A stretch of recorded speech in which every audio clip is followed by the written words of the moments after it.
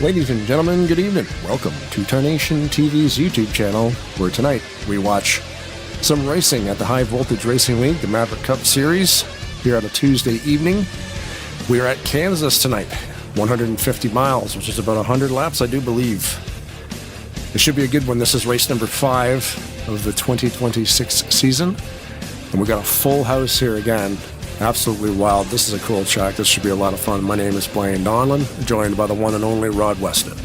How we doing, everybody, tonight? We're back at Maverick again. We got to talk about what I always talk about the first time we get here is points. Josh Mercurio still in the points lead, 74 points over Jack Merkel. In third, Jonathan TV, he's 85 points back. Pablo Vito is also 85 points back. So you got kind of a three-way tie for third. And then Tate Dorsey is in the top 5. Nate, he is 107 out, and Nick Gunther is 146 out in 6th place. So we're here, like you said, in Kansas. They're going to have knockout qualifying tonight, that means they've got a full field of cars. So we'll see we will. You might my heads out of Blaine's got it up and running, but we'll see a few different jump in and out, jump out qualifying sessions.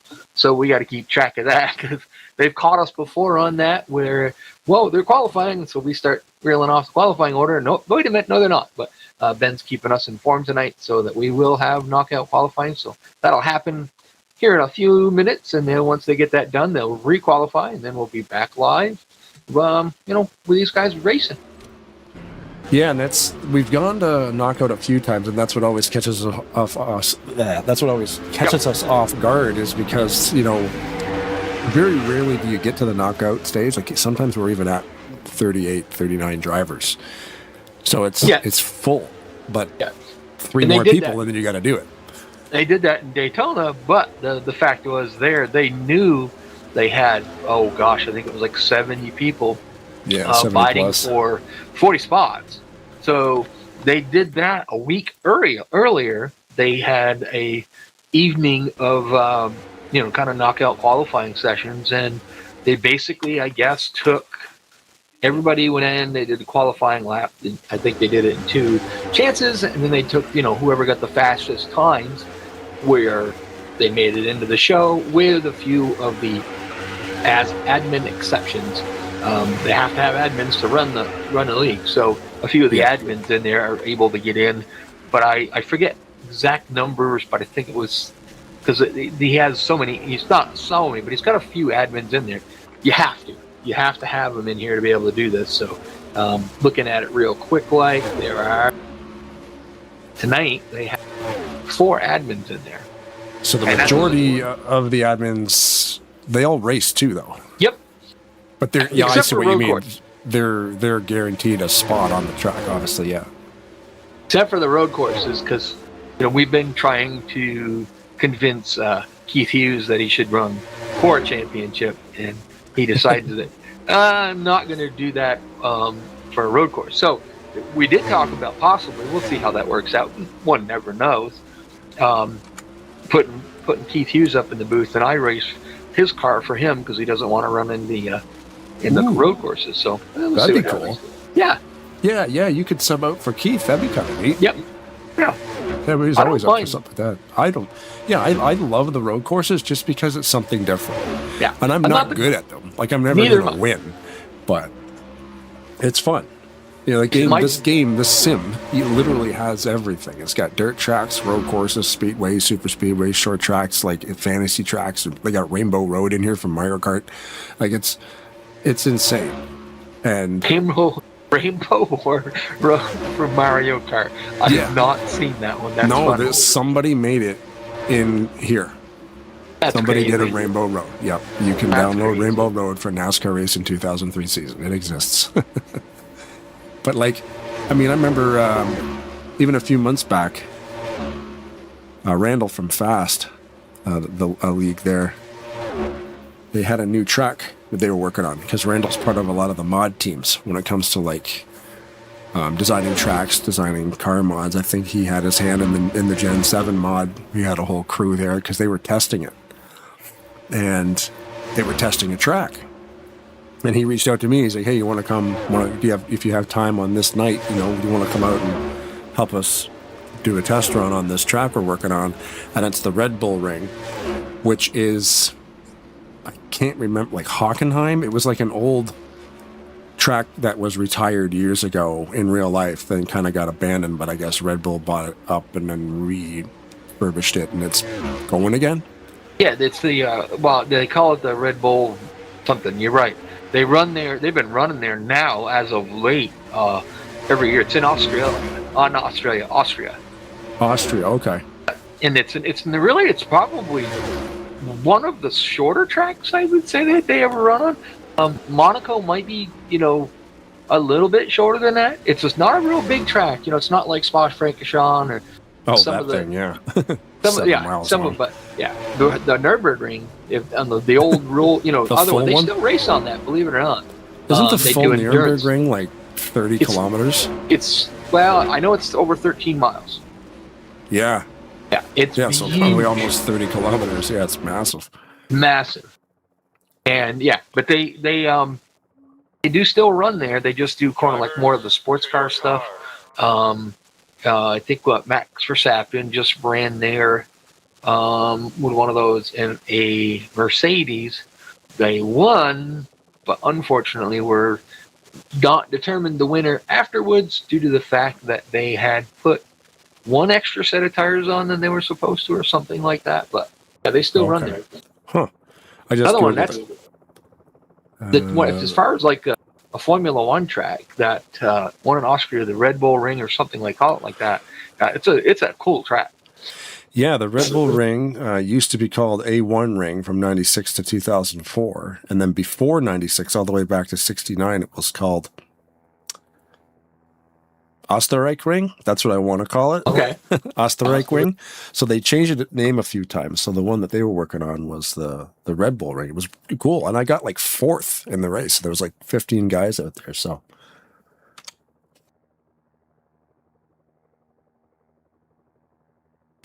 race reporter hitting in this time. That's Ulysses being his. You started that and we missed him, and then next week we did it, and now he's always called himself in race reporter. Oh, sorry, I had to hit the cough button there for a second. Yeah, all good. He's changed his pitting in symbol to in race reporter pitting this time. On the chat box. That's funny. They have macros in the game, so the macros by default. So like number 1 is pitting this lap, number 2 is exiting the pits, and so on and so on. And you can change the macros to whatever you want them to say. So a lot of people will change it to EOLL, which is end the longest line. Different stuff like that. And a lot of the admins will use those for clearing black flags. So you will write in the command in there, and you won't, if you put apostrophe, I think it is, at the end of it, it will, or apostrophe or a question mark. One might be a comma or something like that. Something like that. And it will, when you click it, it will just post. So it auto posts it. So in other words, you click it, you don't have to click it and then hit enter to make it work. You just click it. So that's what you would do for your pitting this lap or pitting, or exiting and whatnot. But when you do the clear black flag, you have it set up so that you hit that button, it puts it up there. All you've got to do is type in the number of the car that you want to clear the black flag for, hit enter, and then it works. So a lot of the admins and stuff would use that. Yeah, it's a neat. There's a lot of neat layers to this old simulator, and that's probably why it's lasted so long. It was very advanced. I mean, it wasn't Papyrus's first go; it was the last go, unfortunately. But they've been making these things probably for a good decade before they had to shut her down. But yeah, all those little layers made it as good as it is, and made it last forever. It looks like we got some action in the YouTube channel there. We were curious. Jason Awesomevaz says, "Hey, Tarnation TV, you won't see me on the track because I'm still under suspension." The only Jason I can think of is Scheck. So I don't know if you're still watching at Jason Awesomevaz on YouTube. State your name and number, please. There's so many people here. Like you say, we're doing knockout right now. So we don't even know if this is the real happy hour. I think they're just looking to see what Ben had said. Anything else? Yeah, because they were doing knockout qualifying here in just a minute. So that's what they had just got done. So now they're probably just trying to figure out who, in the server, the actual racing server, because they did say they had to bring some of the people over to server 2. They have 2 servers just for this purpose. If they have to, do the qualifying, as we were talking before, how Daytona was done a week before, you never know how many drivers are going to be here. No. So you get here, you show up. Next thing you know, we have availability to have 43 drivers. They got to have 2 broadcasters, so we take up 2 spots. Normally, the server will take up a 3rd spot, but they have figured out some witchcraft or whatever it is. Somebody has figured out how to eliminate the server out of taking away a slot, which is very, very cool. And I think what that is race RLM Arena. It, like the race league manager, that thing needs a space. Yeah. On pit road to run. I believe these guys host their own servers. Yep. So I think that's how they get around it. Yep. Where the way that RLM has to do it, it's literally like, I don't know, it's like it needs to be in the game. I don't know how that works. Because there is an app too. Like when you install NASCAR Race in 2003 season, there is a server icon that will allow you to run a server without actually seeing the game. I don't know exactly how that works because I don't really have a server, so I wouldn't know. But if that's even a thing anymore, I also have no idea. Right.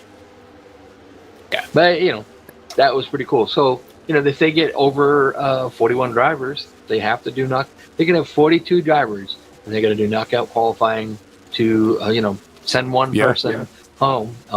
It's just the way it is. Obviously, if they could have 50 people, they would have 50 people here. But the game only allows so many people to come in. In realistic, in real life, back at this time, every racetrack was required to have 43 pit stalls. So just for that, that much. That's why a lot of your short tracks, they don't, like Martinsville used to have, pit stops on the front and the back stretch. And now it's all one big pit stall, but they've changed it so that, the first car or first pit stall is pretty much in turn 3, and the very first pit stall is pretty much on the exit of turn 2. So it's one long pit stop. Where's that? Martinsville. Oh. And then Phoenix, the new change in Phoenix, they've made that pit road a lot longer. So, but as of lately, I think they're only running about 36 teams or something like that. They've cut the number down that they allow to run in, how many teams they can be. Oh, that's cool. I thought it was standard, like every track was required to have. But I guess if you can't get in the race, then they're just going to have an empty spot anyway. Right. They used to, with tracks that had maybe, they had 42 drivers, and let's say they all had 40 stalls, 2 teams would have to share a pit stall. Huh. And then the rule at that time would go, whatever team was ahead of the other, they would get the priority of the pit stop. So, if we're out there racing, you and I were sharing a stall, you were ahead of me on the track, you would get the first chance at, pitting, and then I would have to come in after your pit stop was done. My crew would, take over and do my car. Ah, okay. And then you're on the same team too, so that would all be part of the strategy. Like, hey man, I'll pass, get your stuff done. A lot of times what they would do is they would work together. You know what I mean? Just because they were both in there. Sometimes if, your crew had a better pit stall or pit crew members than mine, they were faster, that we would use yours to do it,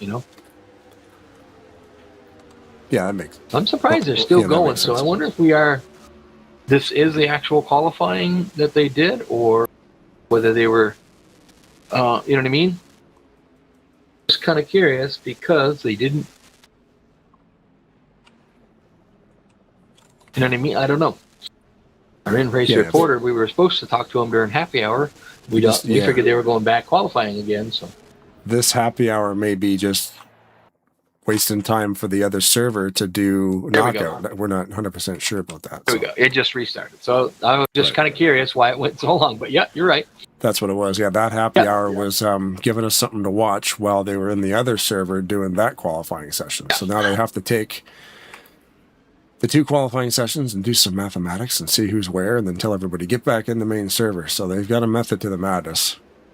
There's a lot going on this track, too. Look at all this cool stuff.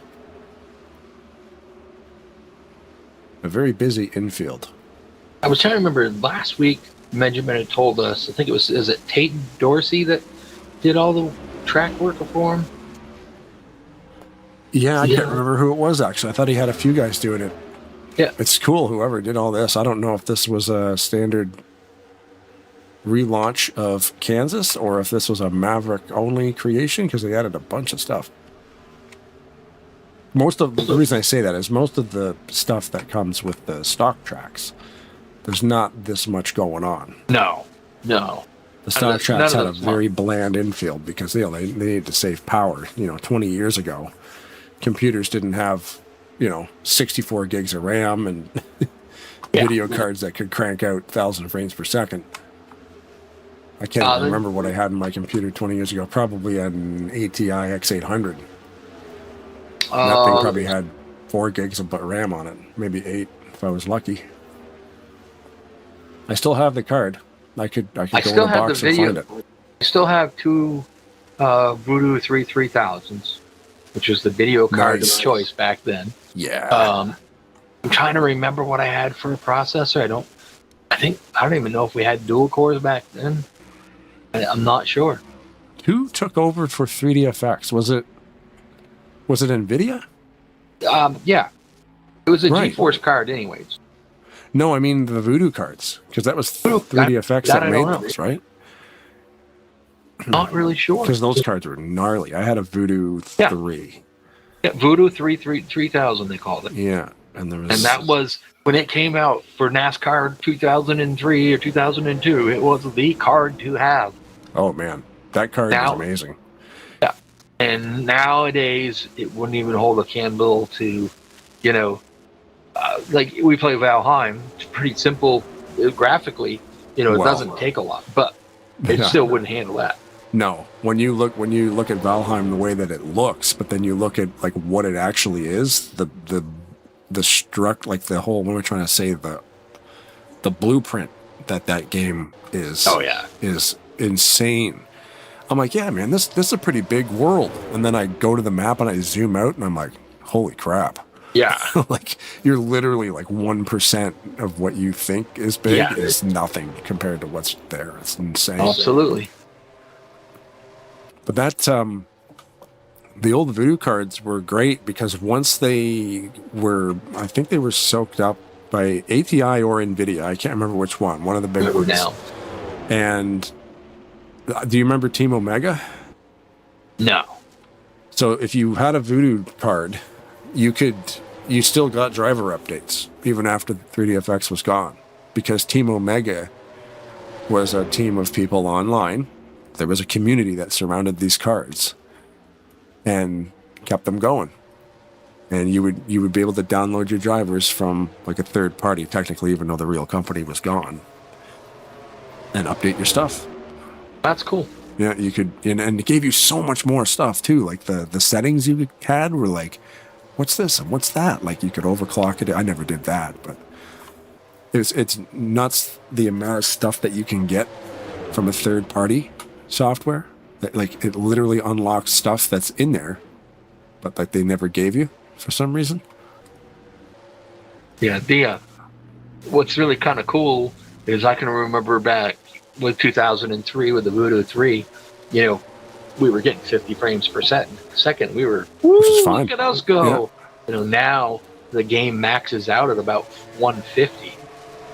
Yeah, mine right now is bouncing off 150 to 140. It's right in there right now. Yeah.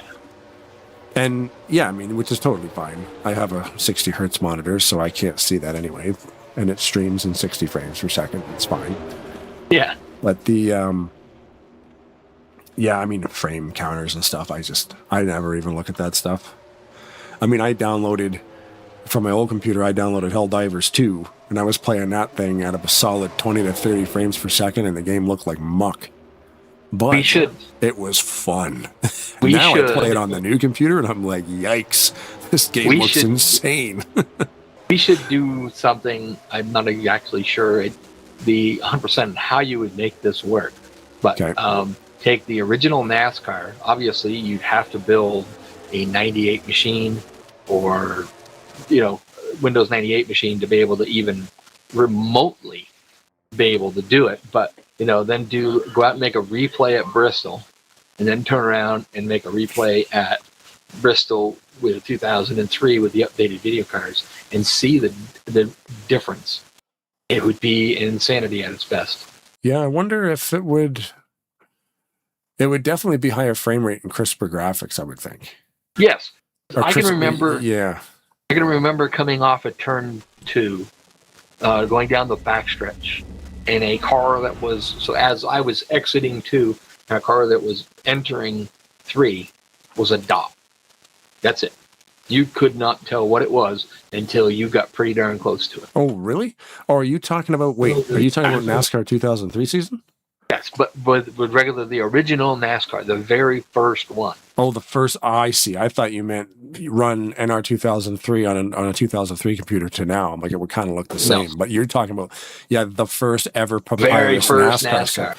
Yes, I see what you're saying. Because I've said it before here, too. I used to play IndyCar racing, which was 1993, I think. And it was the same thing. You'd have a red block with 2 black blocks, like a black block on either side of the red block, and you knew you were coming up to like a red car. Yeah. And then as you got closer, it would start to actually resemble a car. Yep. But it was literally like black dot, red dot, black dot. I'm like, oh, there's Emerson Fittipaldi or whoever you were. It's IndyCar. He was an F1 guy. Crazy, you know what I'm saying? Like you'd be chasing down. It's like, and we had a riot playing that. Crazy how much it changed. Yeah. So I was just watching qualifying so far. Right now, they still have about a minute to go. So this could change. But the in-race reporter tonight is Aliso Rodrigo. So far, sitting on the pole. No kidding. You think that's rigged? You think they got him? Gotta be. You think they got him on the pole on purpose? I think they gave him the bigger plate. Yeah. Jack Merkel currently in second, but like I said, we still have 40 seconds there. Somebody can go up there and knock them off there, but I'm sure. But that would be funny if Allison was our Embrace reporter and he also got the pole. Yeah, it'd be awesome. Yeah. And Ulysses is going to have to change his screen name. Yeah. Because we got a new in-race reporter now. We have a special guest, of course, as always, here at Maverick for our Grand Marshal of the night. Colby Evans returns this year. Of course, now he's the host of On Track Battles podcast. So we'll get him yelling at the drivers to start their motors before this race goes green. Clear. It was kind of just check the chat because I see it was busy, and Keith Hughes is clearing black flags, and I'm going, wonder what that's for, but I don't know, maybe. So they're out of qualifying, so of course Aliso Rodrigo is your pole sitter, Jack Merkel, then we have Anthony McCurry, Josh Mercurio, RJ Bishop, Zachary Hall, Joseph, Landy Pavlon, Ulysses Sandoval, and 88 Figueroa there. I can't remember the Jason, I think it was. I'm trying to remember. And then Keith Hughes is your top 10. You want to continue on? I'll see if we can find Allison Rodrigo. Cool. So we got in the 11th position in the 83 car, we got Hart. In 12th, we've got Norman. 13th, we've got Matthew. 14th, we've got LaPlante. And 15th, we've got Reyes Jr. Continue on as 11th, Noah Hart. 12th, Michael McNorman. Oh, sorry. 13th, that's okay. My mic was on, but my mic was muted to you. Yeah. So, okay. Well, go ahead. Continue then. Want me to keep going? Okay. So we had Austin LaPlante. We had Reyes Jr. in 15th, Martinez in 16th, Panicia in 17th, Crump in 18th, Little in 19th, and Carroll in 20th. Am I handing the baton to you at 21? Go ahead. Just keep going. Oh, you want me to keep going? Okay. Gravois in 21st, Pachon in 22nd, Peavy in 24th, 25th is Vitor, 26th, McIntyre, 27th, Warren, 28th, Edward, 29th, Vera, Rod Weston. Yeah, I beat you. 30th, you beat me. In 30th, we got Mark Snyder in 31st, Gunther in 32nd, Yankee in 33rd, Mendez in 34th, Dorsey in 35th, Neto in 36th. There's me in 37th. So you're even and I'm odd, so that's good. Each row moves up one. Benjamin Snyder in the 38th position. Quimby in 39th. Lamas in 40th, 41st. Dodson. Tartamella in 42nd. And Torres in 43rd spot, which is technically 41st, I guess. Everybody after us moves up one. So either way, I think Torres will still have to deal with that last pit stall. So those last 5 guys are going to have to change their braking zones. Yep. So that puts 41 drivers out there. Allison Rodrigo, do you have a copy?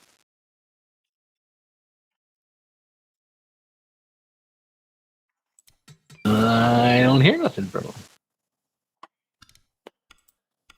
Allison Rodrigo is our in-race reporter. You're live on the air, Mr. Rodrigo. You got us? Yeah, got you guys. I try to adjust the volume here to here. Okay, so now we have you there. It's just fact. I have some problem with my right. Okay. Well, I can hear Blaine, but I cannot hear Rod. I don't know why. Go ahead, Blaine. You ask him some questions. Interesting. Well, yeah, man. So first of all, congratulations on getting out here. I guess we get a random in-race reporter every week. What's the track looking like today? It looks like you guys are having a lot of fun out there. Oh yeah, of course. I mean, I love 1.5 mile track, so Kansas is a great track.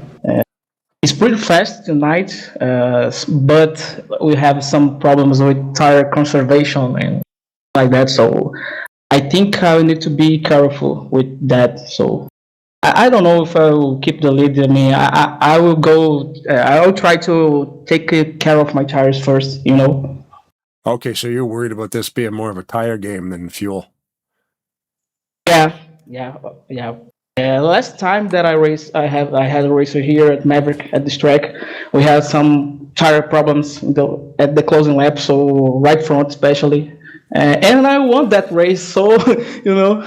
Yeah, why not, right? Use it to your advantage. So what kind? Whereabouts are you from? Where are you playing this game from right now? I mean, I'm from Brazil. Brasilia, the capital of Brazil. That's awesome. Yeah, that Maverick has probably one of the biggest, like it spans the largest, like geographically that I've ever seen, because we've got guys in Peru, Venezuela, guys coming from Australia. I'm sitting up here in Canada. You know, it's like we all come together to play this thing, and it's pretty sweet. International league, you know, have a guy from Australia. Yeah, literally covers everybody. It's amazing. I have my buddies from Brazil too. Carlos is racing tonight. We have Paulo Victor. Yeah, right on. Oh, so you guys are you actually like buddies? Yep. For a long time. Nice. In the game, or do you actually know each other like personally as well? I mean, just in the game for now, but we plan to meet each other, you know, personally. Yeah. Oh, that'd be awesome, man. That'd be so cool. Yeah, I mean, you're close enough, and all these guys are asking me to come down. It's funny how we're not really far away from each other when you think about it. Yeah. Within a couple hours, we could all hang out and go to a restaurant and have a beer. Yeah. But anyway, man, thanks for talking with us here right now. We'll try to grab you at some point through the race. So get ready. We might pull you back down in here. Okay, no problem. Perfect. Great to talk with you guys. Awesome. Thank you very much, dude. We'll talk to you soon. So this is pretty funny. Were you watching the broadcast? Yes. Everybody was running into him. He's talking to us, so he's not driving, but he's on the track, and the boys noticed, I think, and they started to push him around. Also, that's cool. So, like, all the Brazilian guys are in cahoots with each other, but they actually, I thought they would have all been buddies, but this game really is everywhere. Yeah. You know, you think, oh, hey, you know, I mean, they're big racing fans down there too. It doesn't even matter. Like NASCAR seems like an American thing, but it isn't. They have their own NASCAR style down there. Yeah. And even up here in Canada, we've got these little tracks that run different series, and they're all kind of back related to NASCAR. But for that to happen too, for all those guys, like half a dozen of these guys, all from pretty close, to end up here in this league of all leagues, you know. I should have asked them if there was a Brazilian league. That'd be kind of neat. Like if there was actually a, I mean, it's a it has to be yes. I would imagine they have them down there. Yeah, you know, there'd be enough people that play it that you could just have a straight up Brazilian league. Look at these guys wrecking. Yeah, everything. I know. You were talking about that, though. We're Robert focused Spring. on the in-race reporter here. He's getting smashed up to pieces. Sorry, go ahead, Robert Spring. Yeah, as I say, Robert Spring, he's planning on coming up from Ohio in July and hanging out with us with me up here for about a week or so. And so if we're playing RV there yet, or Valheim or whatever we're doing, he'll be sitting here at my house doing it. So yeah, cool. Is he rolling with the computer if he comes up? I will have him. I think he's bringing his old one up. He's going to leave the new one at home, but he's going to bring his old one up. He's going to bring his simulator up that he hasn't got put together yet, and we are going to modify it to make it work better for him. And plus he wants to go to Loudon, which is about about an hour and a half or so away from me. And then take him to where I race and stuff like that. That'd be cool. Show him around a little bit. Do you have the 038 car? 083? 083, yeah. Bay Little. Just being asked of that. No. Okay. I have it. You don't. So I do not. Let me see if we can quickly rectify that problem. Yeah, Little's always got cool looking cars. I don't know why. That's missing. Mart, I don't have the 74 either. What happened? I had all these guys. They weren't practicing probably. I couldn't check them out. Well, that's what he just mentioned something to me. We've got 41 seconds. We can figure it out. My generics look pretty cool also. If you didn't know that was a generic, you'd never even know. That's 74.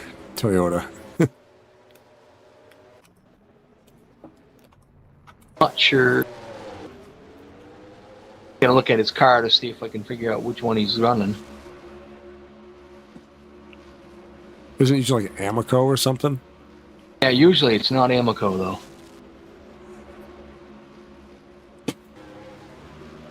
Cruising Little, I think this is it.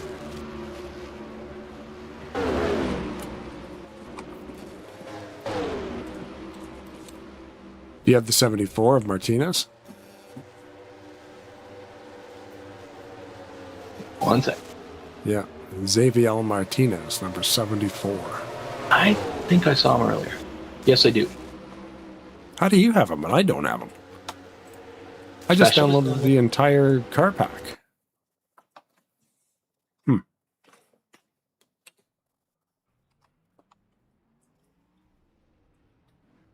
You see there are live broadcasts coming up this week. Of course, tomorrow we're not doing anything. Thursday, we've got the Talladega Challenge with RTG. Flat Out Racing Network does the commentary. Tarnation TV does the production. It's always a big race. There's been some great races the whole season. It's been amazing over there. You've had some finishes. No yellow races? Yeah, some races have gone caution-free. Then Friday this week with Primetime Racing League, we're at race number 2 of their playoff series. And that's on Friday night. That's their truck series. And then the massive race, the Team Elmo 200, the ALS fundraiser that Kelly Causey does every year for his friend Joey St. Amant, also known as Elmo. That is massive. We've already generated almost $6,000. Wow. Biloxi Shuckers, the local ball team, their franchise donated $3,000 to this, which is separate from what you see on the donation link. The donation link's almost at $3,000 as well, so it'll be over $6,000 generated by the time that's done. Are we working on cars? Yeah, I'm trying to give you. Found it, and then it won't let me upload it. So hold on. Okay. As it didn't like the cars format. We've done it like that before, but Facebook usually doesn't have a problem with it. Thanks as always, everybody, for watching live. And obviously, once the video's gone into replay mode, all the hits are greatly appreciated. And of course, thanks again to the High Voltage Racing League and the whole Snyder crew, Ben's whole team of people, for showing interest in the Tarnation TV product and having us do this season for them. This is our second season with Maverick, so it's always a busy night. We're trying to get all these guys on track and rocking and rolling. Whatever reason, it's not where I'm just trying to do it through the Benjamin Blaine thing, but it's not working on that one. Got it.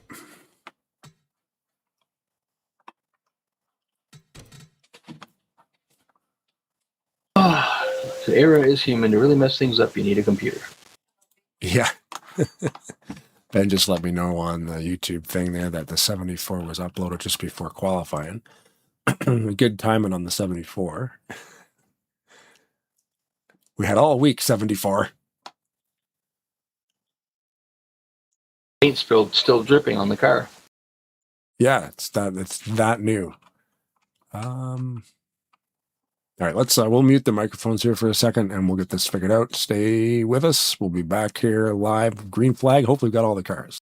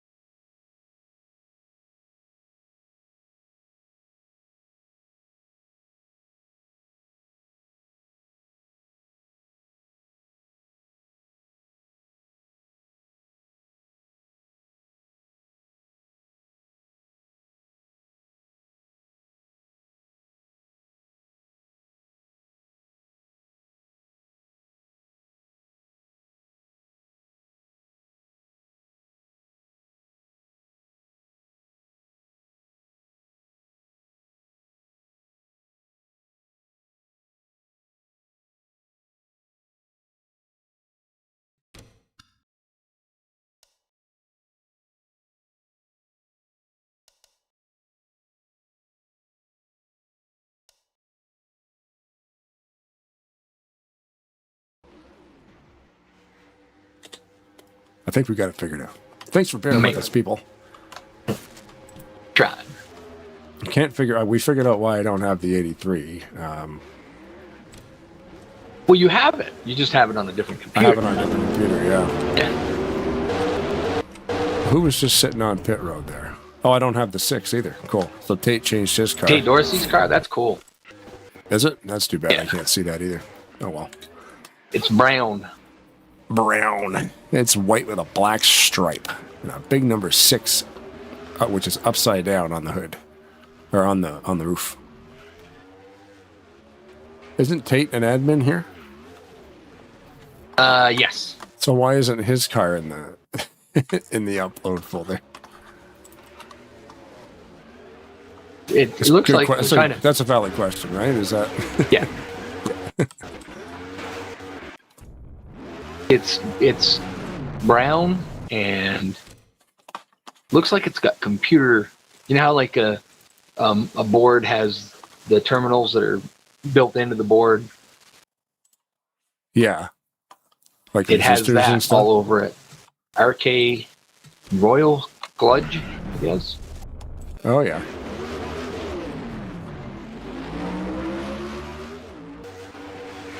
Just sent you the 74. I got the 74. Yeah, I went into the thing and got the 74.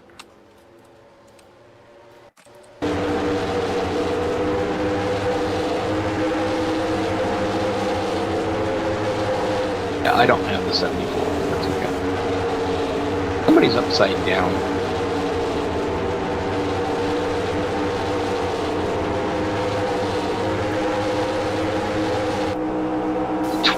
That's cool. It's the old Gallon Kowicki paint scheme. As a junior, it sort of, resembles it. It's pretty cool.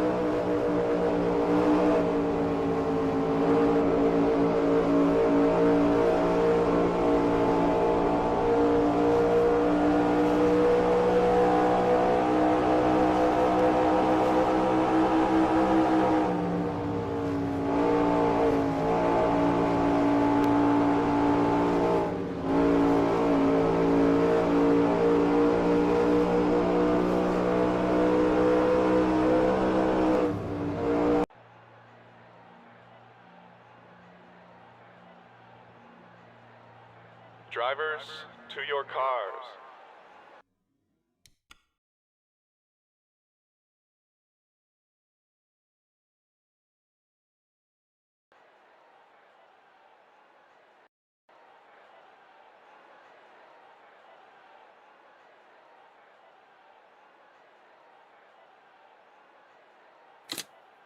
All right, we are on the grid.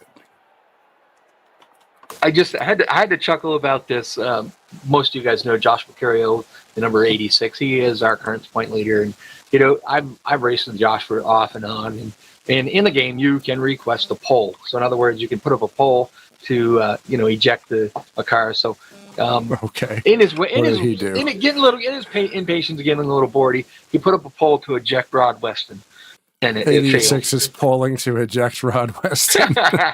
That's awesome. F9, F9, F9. I can't remember what's funny. what. One's yes, one's no, right? F8 and F9, is Yep. that the button? It was funny. Oh, that brings me back to the Sierra lobby back in 2003 when you'd get like, do you want to change the track to Richmond? And then we vote no. And then they want to change the track to Dover, and then you vote yes. Do you want to kick the 44? And then you click no, I don't. And then if the vote won, driver has disconnected. Like, oh, I guess we won the kick vote. So my curiosity was, I saw a lot of the drivers earlier in practice. I was watching Anthony McCurry run in the second groove. So I'm curious to see if something has been done to this track to where it has a second groove. That would be kind of cool. I do know, behind the scenes, Maverick, Ben has his people in place. He's got track guys and setup guys, and I know, you would definitely have someone who could grip up multi-lane. Yeah. Whoa, McCurry. Woo! Oh no! McCurry got a little bit tight off the corner. Just touched the back of Jack Merkel, and it kind of just took the air off the side of him and just sent him around. We are still green. No, we're not. Remember, this is admin controlled. Oh, the cone even comes out. The cone? Oh, in the middle of the track? The choose cone? So on the front stretch, there's a red arrow on the track. And what happens, it's basically the Trules rule. They've kind of adopted it a little bit.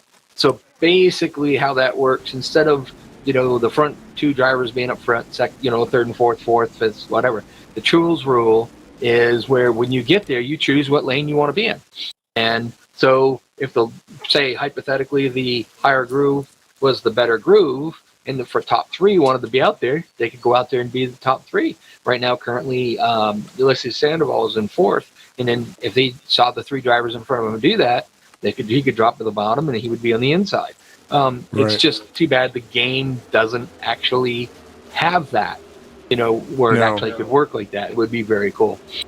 That is neat that somebody actually implemented that into the track, though, where it was able to. Just going to see the point of caution here. So looks like McCurry just got just a little snug off the corner. And then cold tires, right? That's all it is. And it was hard. It was close. I don't think he hit Jack Merkel. He may have. I'm not 100% sure. Or, the hitbox did, but it was close. Yeah. Yeah, like from this angle, it doesn't look like he actually made contact with him, but the game thought that he did. Yes. It almost gotten loose. It was just chasing it up the track. And unfortunately, Jack Merkel happened to be there. As long as Jack didn't hit anything too hard, don't count him out. He'll be back up there near the front come the end of this race. Yeah, he's going to have some sad tires, but other than that, I think he'll be okay. Yeah.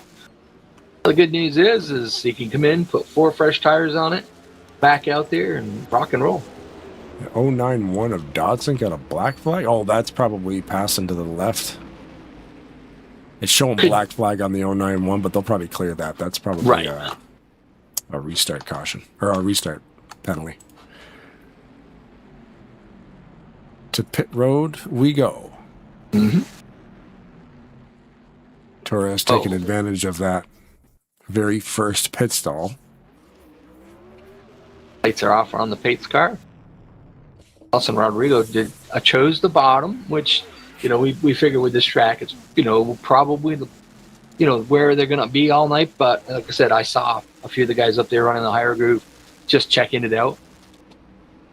It's funny too, because our in-race reporter is chosen before the race starts, and then he ended up getting pole. Allison got the pole position. Very cool. Some different names I'm seeing out here this evening. Darwin Quimby. Mm-hmm. Some of the guys we've seen before. Yeah, Darwin Quimby. I've seen Yeah, Xavier Danica Martinez Matthews. is another new one. Yeah, Danica Matthews has been here before, but not Before, in I the last don't think couple he's of been weeks, here yeah. yet this year, though. I don't Yeah. think he's been here at all this year. So Alfio Panicia is back. Panicia? I think you're saying it right. Pace I think Cars I'm saying takes a it trip down pit road. Control man is Allison Rodrigo. He's got some horsepower in that thing, puppy. He's been hammering the gas, and ooh, he got a really good start. Yeah, he did. Mercurio right on his right door. Curio's want to get out there and lead a lap. I mean, he is 74 points going in tonight ahead of Jack Merkel, but with a long How these season like guys... Oh, sorry. that's okay. With just a long season that way they run, you know what I mean? It's you gotta try to get as many as you can and get away from that guy. So Mercurio makes it work on the high side. That's pretty awesome. Go ahead. Guys like Rodrigo, I don't know how they make this work with a keyboard. Yeah. I couldn't even imagine doing this with a... Like, I used to when I first got the game. But I pretty quickly got... Abandon that. It's the same thing. Wingman Formula Force, some Logitech little thing. Had force feedback, though, which is pretty sweet. All the way back in the day. The only force feedback wheel I've ever had, and I still have them, are the Momos. And I never actually raced with one. You know what I mean? I have one that I used when I did Farm Simulator. The pedals, Momos You played are Farm infamous. Simulator? Cool. The Momos are infamous for their pedals failing. So you know, that's where I got it from somebody that couldn't use it. So I just used to do it with the Farm Simulator because it worked. You know, it worked really good for that. The pedals are modular, though, right? Because you can just throw those pedals away and get a new set of pedals. Yeah, anything like that. You can do that now with any wheel, pretty much. I mean, I could take my TSW and go out and buy ECCI pedals or Mosley pedals or whatever. I know Robert was talking about. He had just bought Frostmaster, but they were telling him that there was a certain pedal that he should buy with it that goes well with it because it's all just a USB device. It hooks up another device. The only thing with NASCAR 2003 is, I believe the limit is 2. I don't think you can go any higher than 3 devices. So, have to be, So you're saying, like, if you had a wheel plugged in USB, a set of pedals plugged in USB, you wouldn't the be able pedals to are plugged into the wheel, that's still technically only a wheel pedal combo. That's right. One unit. But when you separate it and then you try to go out and buy, a G27 wheel, ECCI pedals, and maybe a Fanatic, cautions out again, Fanatic pedal, or shifter or something like that, it won't recognize one of those things because it only allowed 2 of them for that. But the wheel and pedals, then you add a shifter on the side, and that works as well. Right. Yeah, because with my Logitech G29, everything plugs into it. Yeah. So that's still one wheel. My pedals go into it, and then my little shifter, if I ever use it, goes into it. Then that goes into the thing. So it's technically just one controller. Not sure what the point of caution was. Everybody's making the trip down pit road, except for RJ Bishop. And I think that was the 74. RJ Bishop stayed out to lead a lap. Question is, did he get there in time? Yes, he did. I'll go back to when the yellow comes out here and see if we can figure out what happened. Everybody was trucking along great. Martinez and Young also stayed out. See a lot. Everybody's taking 4 tires and fuel. See who gets the win off pit road. Wow, that was close. Just to see who won off pit road. Alison Rodrigo there being the very first one. As soon as it drops, he can go. And a lot of times that first pit stop's a big advantage. Didn't even look like any contact. They were 3 wide.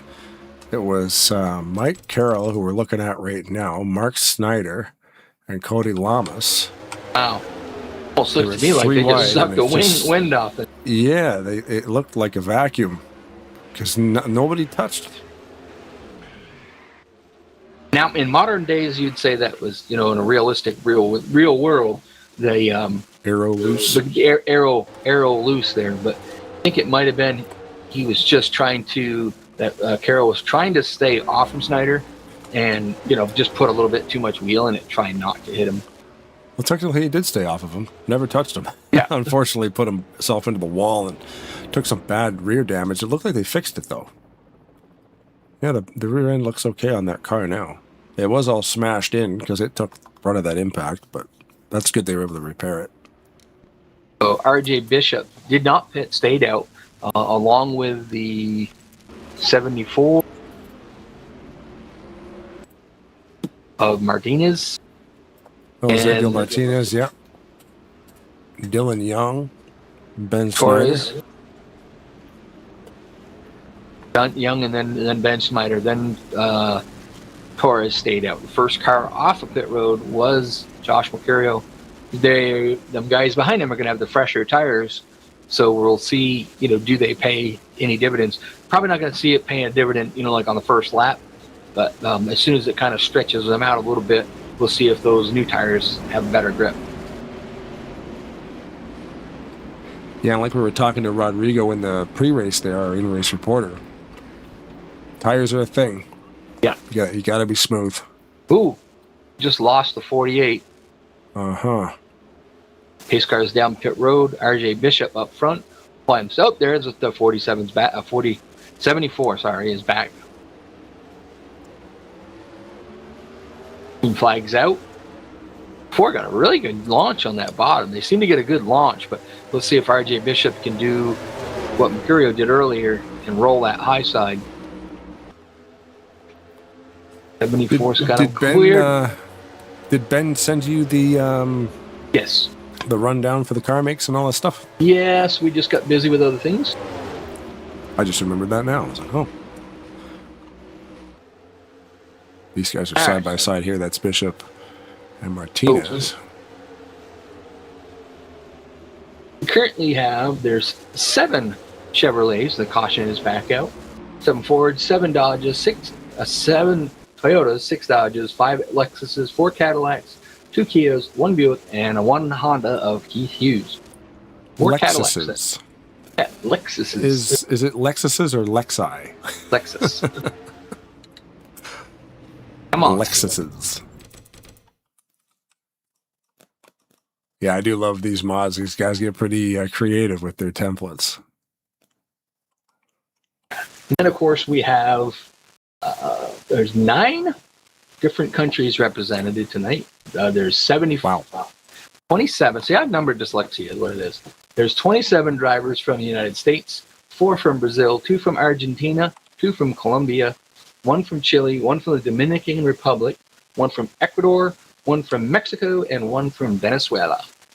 Nice. Pretty good. Of course, there's more people from the United States, but some pretty good guys were representing from down there in South America. Oh, they were almost into a 4-wide situation, but Danica Matthews actually lost control trying to thread the needle there.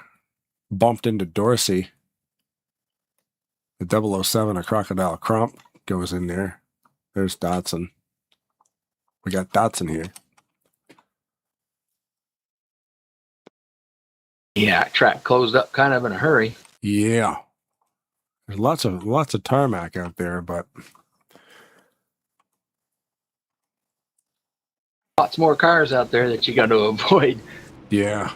I mean, even Merkel, made the move all the way to the bottom. Figured that the safest place would be to get off the track, and he still had slight contact with, I believe it was Dorsey that was slid down in front of him.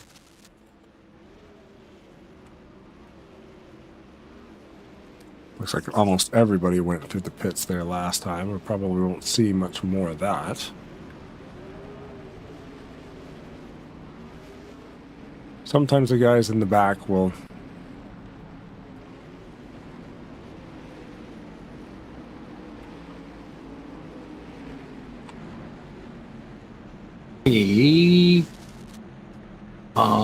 Just so R.J. Bishop made a trip down pit road that left Martinez and Torres out front. Dorsey's on pit road. With Mercurio and Rodrigo right behind him. Then comes Ulysses Sandoval, Michael Norman. Are you live? Yep. Okay. You're seeing pit stops right now? All I see is Dorsey. No. I'm just reeling off the cars that were in the lineup. Oh, gotcha. I thought you were going. You said something about pitting, and I was like, "Wait, what?" Ulysses. he's just saying he's like that, in sixth position. R.J. Bishop had pitted, so he's not out. He wasn't out front anymore. Right, gotcha.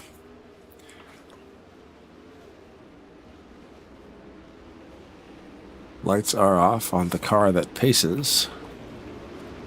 Martinez took the bottom. He's got a pretty good run off there.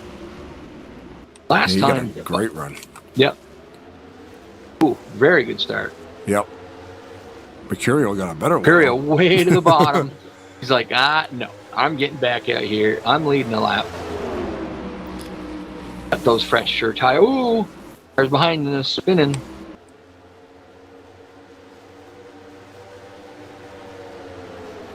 See, green flag still out. Might be in a caution cool down. Yeah, cool down period. They have a rule here at Maverick. High Voltage Racing League. I don't know if it's just in the Maverick Cup Series. It might just be a Maverick thing. But caution cooldown is the flagman's arm is tired. They've had, I think it's 2 or 3 cautions in quick succession. They'll actually put it away for 5 laps.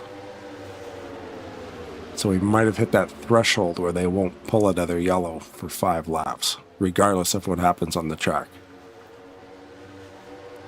Mercurio with those fresher tires, got him just about quarter a second lead. He's not really gaining too much from him, but got out there, got his lead lap bonus. Now I think you'll see him settle down a little bit. He knows the car behind him is on older tires.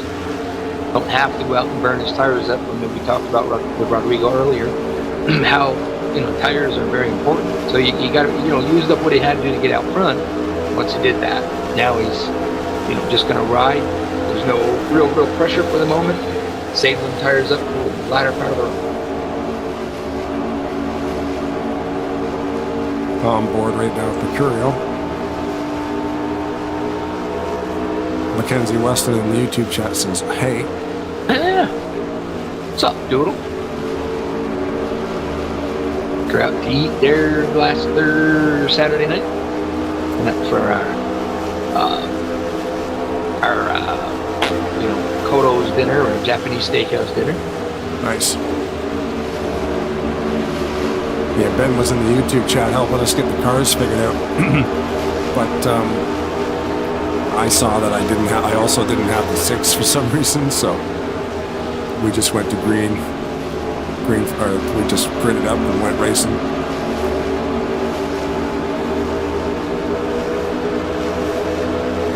Ulysses Puppy Sandoval worked his way past Martinez and is really starting to hound around on back of Mercurio's rear bumper.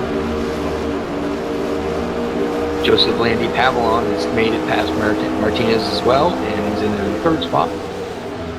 Rodrigo on his way past Martinez also.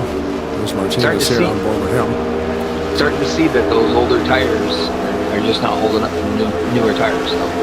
Yeah, the track position is always nice, but it doesn't last long. Once we get wound up and get warmed up, they show their age, especially with 2X.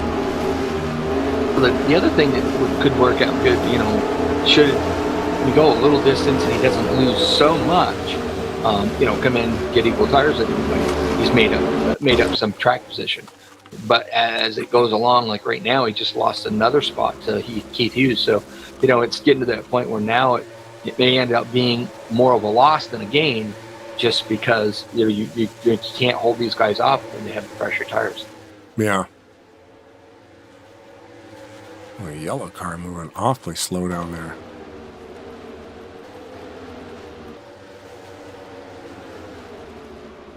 Too many cars, can't even find them. Was it 32? Looked like 32. 62. Zach Hall. Yeah, and with the Corona car, back end of it's pretty well beat up. Oh. That's Panacea. Yeah, and that's probably if there's a single car spin and they, don't get a caution because it's just single car spin. He might have backed it into the fence or something. Needs to get that thing straightened out because it doesn't look like it's going well. They'll be able to fix that damage though. Oh yeah. Maybe not completely, but they will be able to get it close anyway. They'll still have like that he opted to skip damage repair. He just got tires. The back is still folded in. Interesting. Yeah, with this mod, the damage mod, it doesn't change the back of it much. It still will stay like that. We're used to the Mins Cup, where the Mins Cup actually takes it right off. Either off or flatten it back out again. Right. Gotcha. Rodrigo is hounding Joseph Landy Pavillon right now. All over his rear bumper, trying to get him to make a mistake so he can work his way by. Mercurio start to work on lap traffic.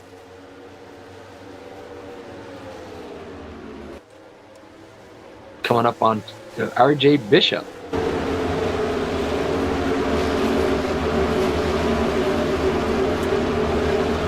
Not sure what happened to RJ. He just went a lap down. Currently, right now, we have 33 cars on the lead lap. RJ Bishop being the first one that's not. But as ways are going here, Josh Mercurio will probably put a few more lap down. I saw some smoke on the backstretch. So. Yeah, I did not see why, but there was definitely smoke back there.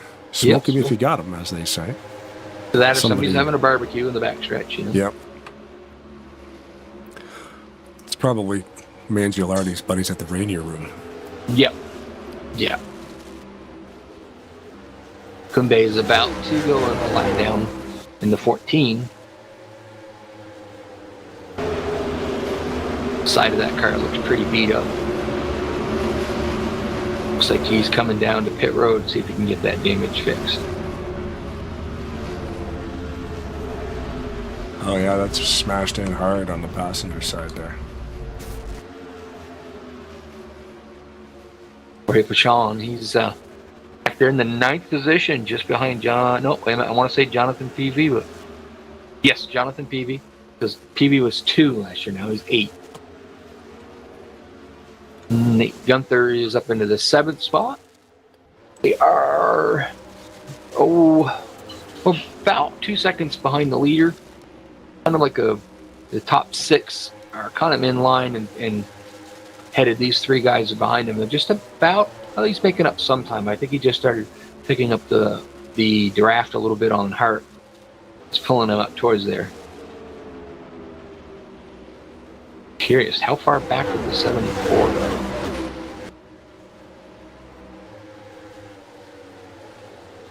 We've got some cars a lap down. RJ Bishop, Juan Figueroa, Blake Warren, Alfu Panacea, Darwin Quimby, Matt McIntyre, Danica Matthew. Oh my God, we're 4 wide. Holy moly. Martinez back there. Martinez back there is dropped all the way back to 18th currently, and I think he just lost 2 more positions. Those old tires just are not paying off. He needs to have a caution where he can get tires and get out there with these guys on equal tires. Nope, he's decided that it's time to go in and get tires now. So he'll pull down, get 4 tires fuel, come out. Hopefully, if the thing stays green, that will, he'll kind of like do what do they call that, early pitting, short pitting it to making it have an advantage while he's out there on newer tires. Yeah, I just checked on Merkel. It says he's stepping laps down and running, but he's not. He's not on the track. So he might have got has been disconnected or maybe retired. I'm not sure. advantage for the points for Mercurial. That'll keep him, ahead of the points for a bit.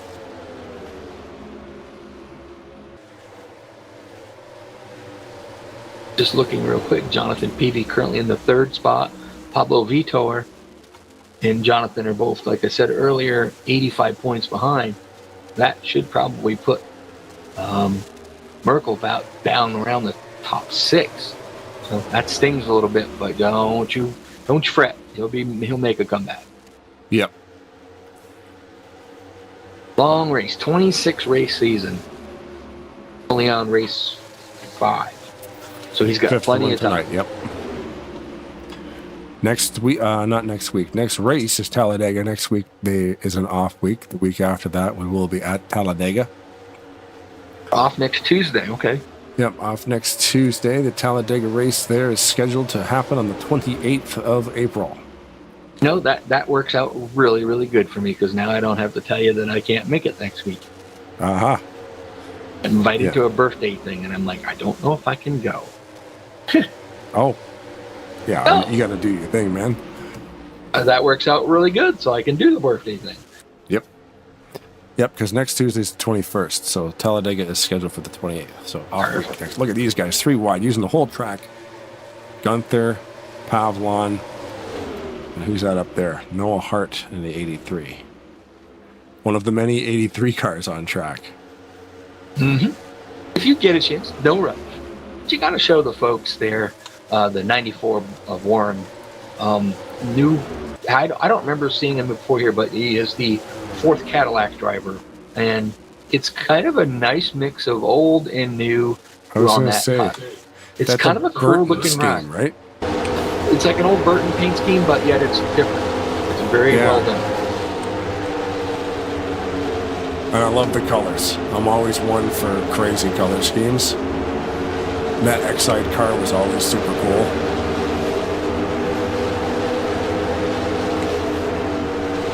Yeah, I think it's kind of cool. It blends well with the Cadillac and everything. It just looks sharp. That's all. That's all. I just, a lot of times, me, like Jorge Pachon's car, I absolutely love that car. It's a simple paint scheme, but I just think it's great. We always talk about that. But I just think, this one's a little more flashier, but I just think it looks great. I think they did, whoever painted that, it's very, very sharp looking ride. Yeah, and we get into many different leagues with this broadcasting stuff, and we're familiar with a lot of painters, but we're kind of stuck in our own little group of people. And Maverick is the one series that picked us up that's kind of not related to some of those guys. So we know Divins, Mobs, Sullins. I've painted some cars. Like we've got, I can't, and right, I just drew a blank on a couple of more. I was just going to say them. Well, you get Divin, like you said, Divin, Sullen, are some of the ones that we know. Yeah. You did the same thing with me because there's a lot of really talented painters out there. Even, you look at Pat McCarsky, he does his own cars and he does a great job with those as well. Yeah. That's the thing. A lot of some drivers just don't, they just paint their own stuff. They don't really offer it out or whatever. You just kind of, hey man, you need to paint? Like, no, I got it. And then, but other guys, and then here, we're not going to have Rodney Sullen's paint jobs out on this track. We're not going to have Bernie Mobs out here. Nick Gunther's making a trip down pit road. Yeah, I noticed guys were pitting. There was a big group that just came in. So that was Nick. Yeah. TV is on. Hero, Joseph Landy Pavlon, Rodrigo. Hughes is just on exiting the pits now. Torres.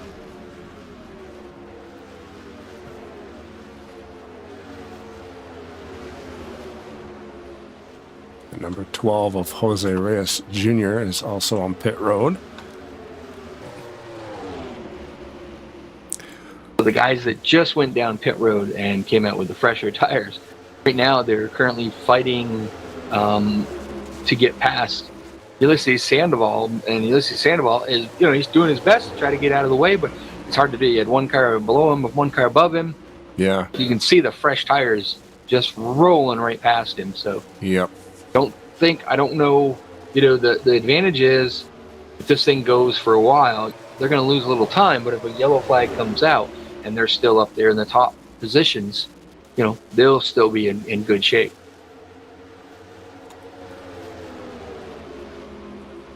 There he is. Let's say I'm trying to find Josh Mercurio because he is about a little over a second ahead. Kind of playing the strategy of the long run strategy right now. Another Cadillac. Yep. Another awesome paint job. And the fact that he'll change this paint job, but not a lot, so you always know it's him. Yeah. He'll use the same color scheme, the pink and the blue. It tweaks a little bit, sometimes, but most of the time. Are these guys teammates? Because they're using the same Cadillacs numbers. yeah. They even have the same number font. The 4 Cadillacs are teammates. Okay. Yeah, because I just noticed there are Warrens right beside them now. Warren. Using the same number font. I'm like, the color could be a coincidence, but the number font usually means right. You're rolling teammates. The Cadillac, there are 4 Cadillacs out there, and all 4 of the Cadillacs are teammates. Who are the other 2? It's like, what's that? Who are the other 2? Do you know? PV. Oh, PV okay. is one of them. And you give me a minute. I'm trying to remember who the other one was. Okay, so PV. That's not PV. That's Dylan Young. Where's PV? PV's in the 8 now. Here it is. So he's not rocking that number font. Oh, but he's still one of the teammates. Gotcha. Danica Matthew headed down pit road. Mercurio. Gravois. Neto.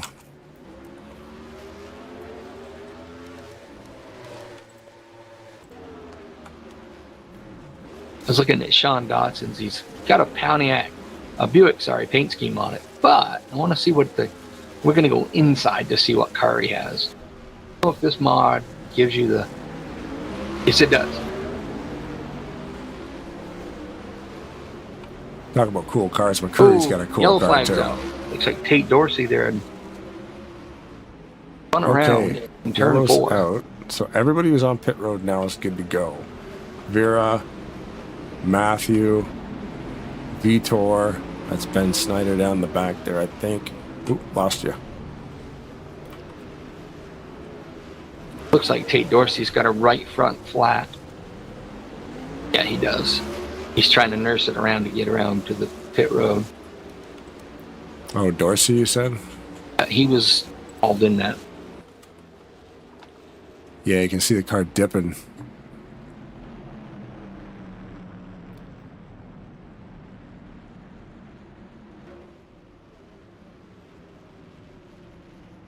Oh, yeah. His right front tire went down. He was going into the corner, right front tire went down, and he almost got Pablo Vitor when he went up into the wall. But when that tire dropped, it just launched him right into the wall. All right, we'll go on board with Dorsey, and this is what happens when you have a blowout. Oh, wow, yeah. No An fun. immediate right turn. No fun. Yeah. You know what? That's one of those things, too. You know he was coming to the pits, too. Yep. And then he caused a yellow, and the pits get closed.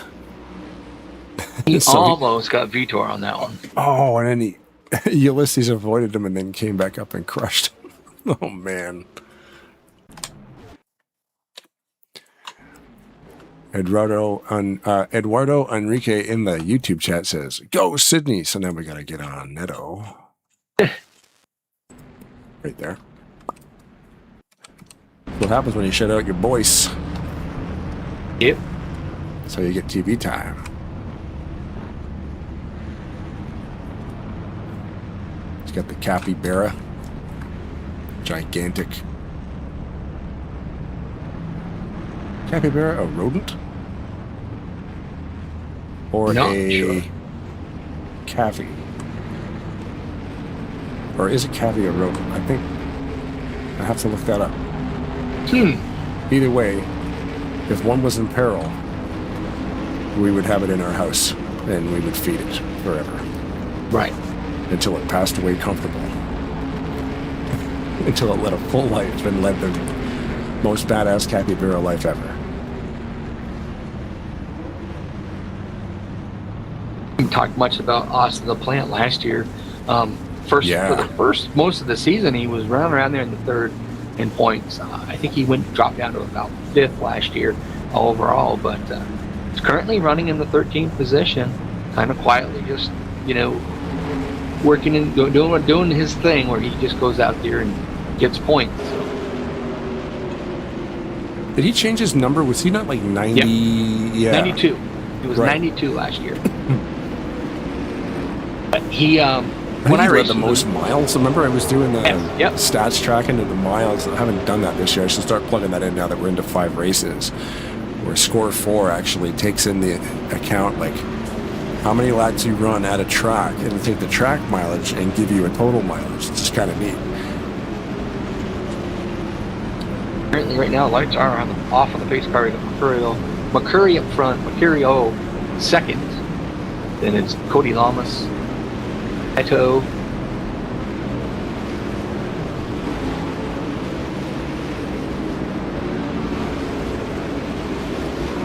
Vera, Well, look at Ravas, that. Hughes, and Vitor. Zaltig's Delicatessen established in 57. Is that a typo, or are we 5,000 years in the future? Sorry, 3,000 years in the future? Well, he always ran the 48 back when I raced with him at Hovo. When he came over here, he couldn't get the 48.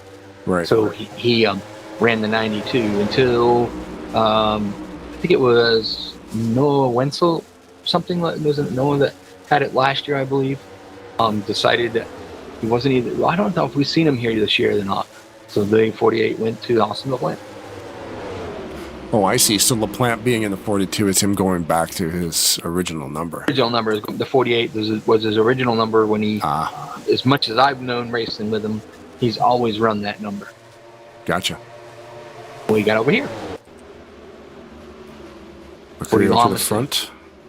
Cody Lamas now in the third spot tonight. The old Florida Panthers car. Oh, let me see what the score is. Panthers were trucking through Ontario there a couple days ago, so they got beat by the Sens, but they beat the Maple Leafs. See if they're playing tonight. Yep, they're doing an East Coast swing. So they came through Ontario, and now they're back home. Well, that was yesterday. They're not playing today. Sorry.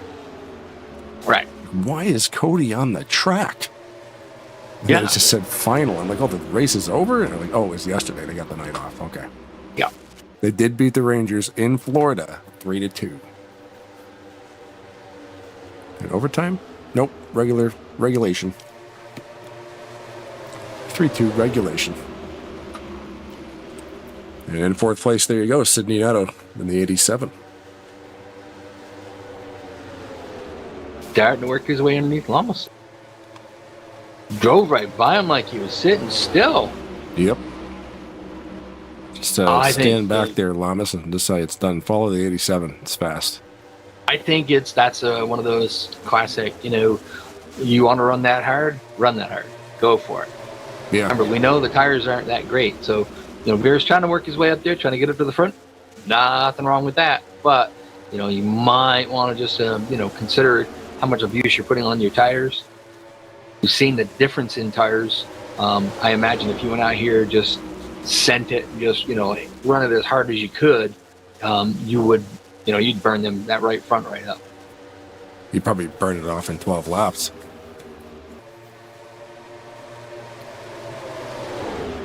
But if you're going to do it, and who knows, man, some drivers have, they're just magic at certain tracks. Yep. Oh, yeah. Like watching Alex Moe at Michigan. You're never going to beat him. Doesn't matter who you are. You're never going to beat him. He knows the way around that track. He's good everywhere, but there he's unbeatable.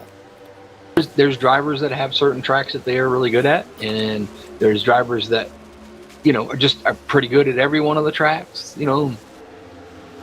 We know for a fact that Keith Hughes doesn't like road courses. Oh, veer a little high. Time to just grab, get a little wall grab. A little bit of contact, possibly, and that got that thing out of shape, and yeah, maybe got penalized by the wall grab. Hughes all over the back bumper of Lamas there. He's just about pushing him to the corner. There's another good-looking car there, too. This Gravois. I said it out loud. He's involved in an accident.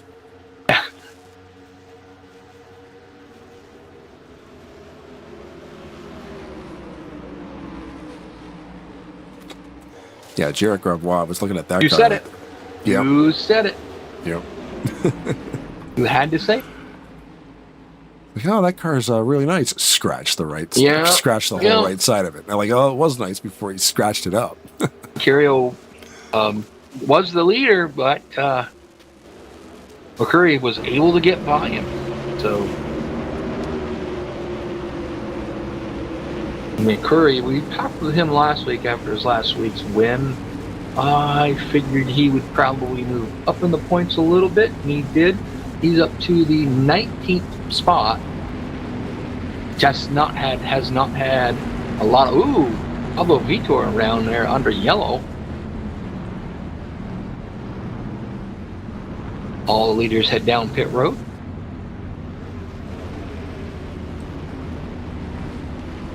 Cody Lamas has got the third pit stall in. So, like you said, you're gonna have to get used to doing that. That's a rough one to deal with because you're working on you got the commitment cone, then you got the speed limit line. But if you're in like one of those first 4 or 5 pit stalls, it's an atrocious. It can be. Like you really have to slow down way earlier. So you're actually going pit road speed longer than any of the other cars because. Whoa! All right. I think Mercurio won it off pit road, but boy, that was close. It was 3 wide between Mercurio, McCurry, and Lamas. When off pit road, they were really, really close. And it looks like watching him there move around, it looks like Lamas beat McCurry. Come out with Lamas in third, but once they get out there, their spotter will tell them where they need to go. And so it looks like Lamas beat McCurry, not by much, off the edge of pit road.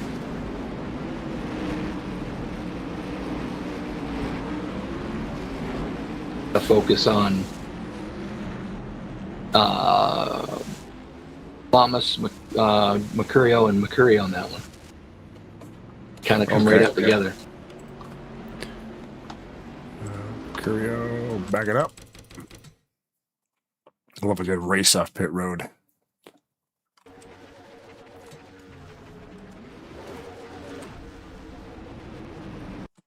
So Lucky Dog just went by. That would be Zachary Hall. That is an awesome race off pit road there. And the line's kind of on an angle compared to the actual grass or whatever. So so you've got that. Look at that's so close between McCurry and Lamas there. It just it's hard. That's hard to haul. That'd be a hard call. Yeah.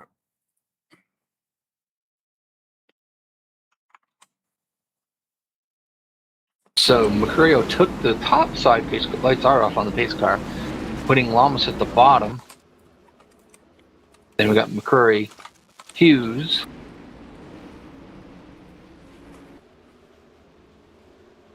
Mendez, Gunther, JLP, and Rodrigo. Ready to go green. Ooh. Whoa. Mercurio was on point on that one. Lamas was not. Oh no, big pile up in the back.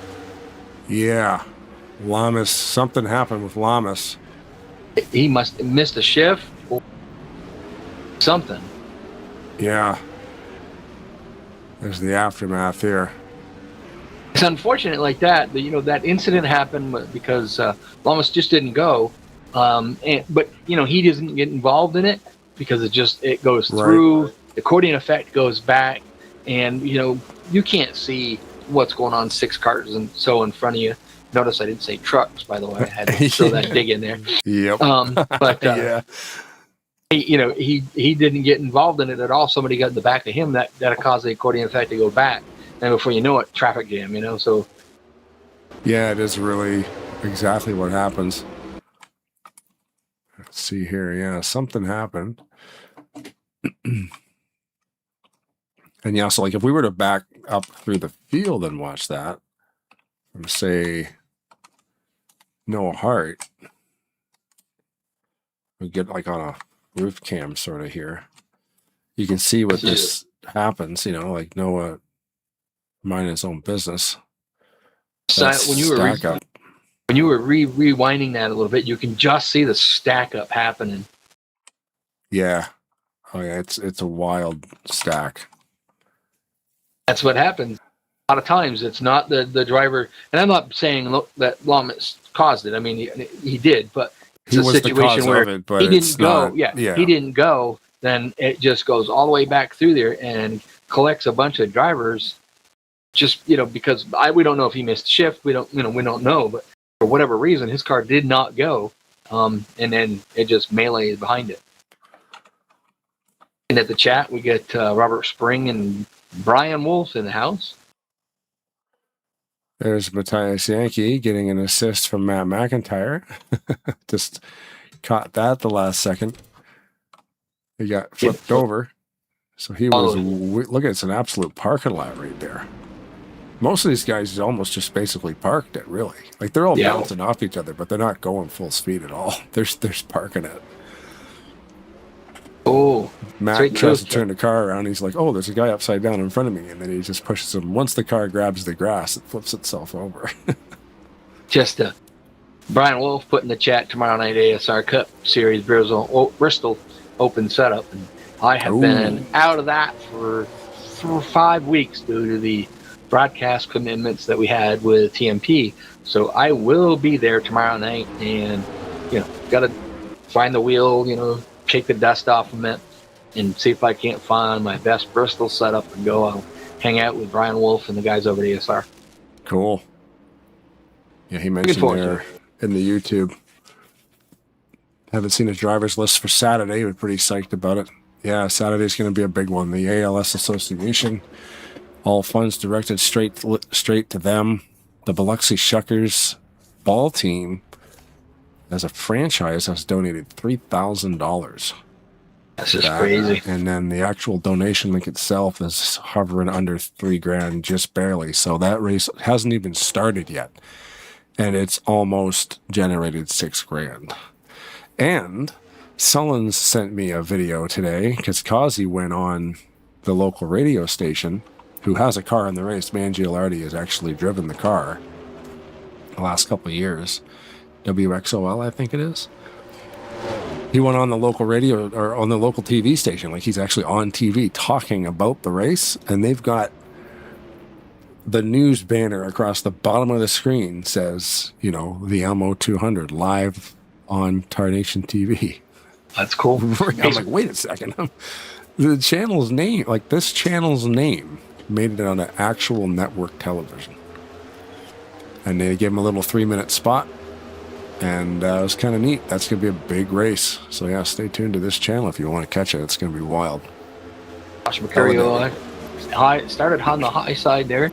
He's got Keith Hughes up there with him now. I haven't seen Keith Hughes up in the front part of the field, but he's been slowly, methodically working his way up through the pack. So, there's some familiar names up here now. Gunther in that Mopar car. I like that car. That's, kind of a cool looking purple. Yep. And our in-race reporter tonight, Allison Rodrigo, he's currently in the 4th spot, followed by Cody Lamas. Curry has dropped back a little bit there. He's back into the 6th spot. So, fellow broadcaster Michael Norman out there in the 8th spot, followed by Jorge Pachon, and the 83 of Hart. One of the 83s. Ooh, I see a spin in the background there. I heard the tires screeching. Green is still up in the air. Oh, somebody went hard into the turn 2 wall. Let's see.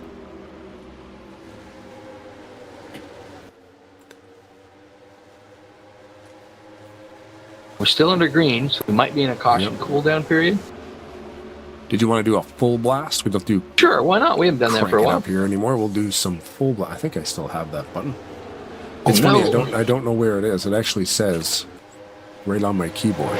So anyway, nobody cares about the technical stuff, Blaine. Just push the button. We'll see you in a couple minutes. We're going to do full blast. That means take your volume knob and crank it up full blast. I'll mute our microphones so that you can crank up your television and you don't have to listen to our voices. And this sound pack is really cool. So take advantage.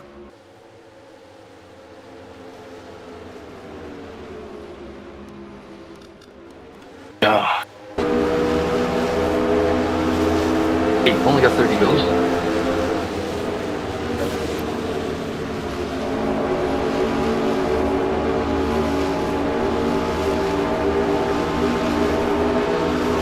Must be Benjamin's out of the race because he's, overtaken.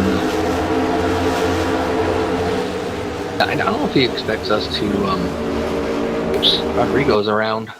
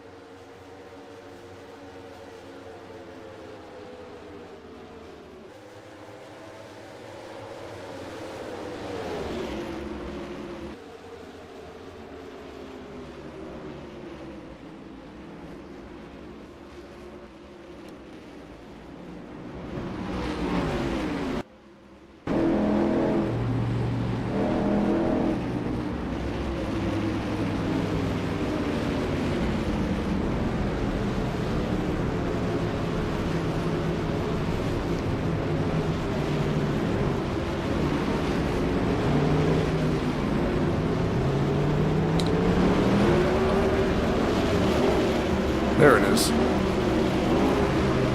Oh, we're on board with Keith Hughes going down the pits. We can stay here, I guess. But yeah, welcome back from full blast. You've got to look at the gauge clusters on these.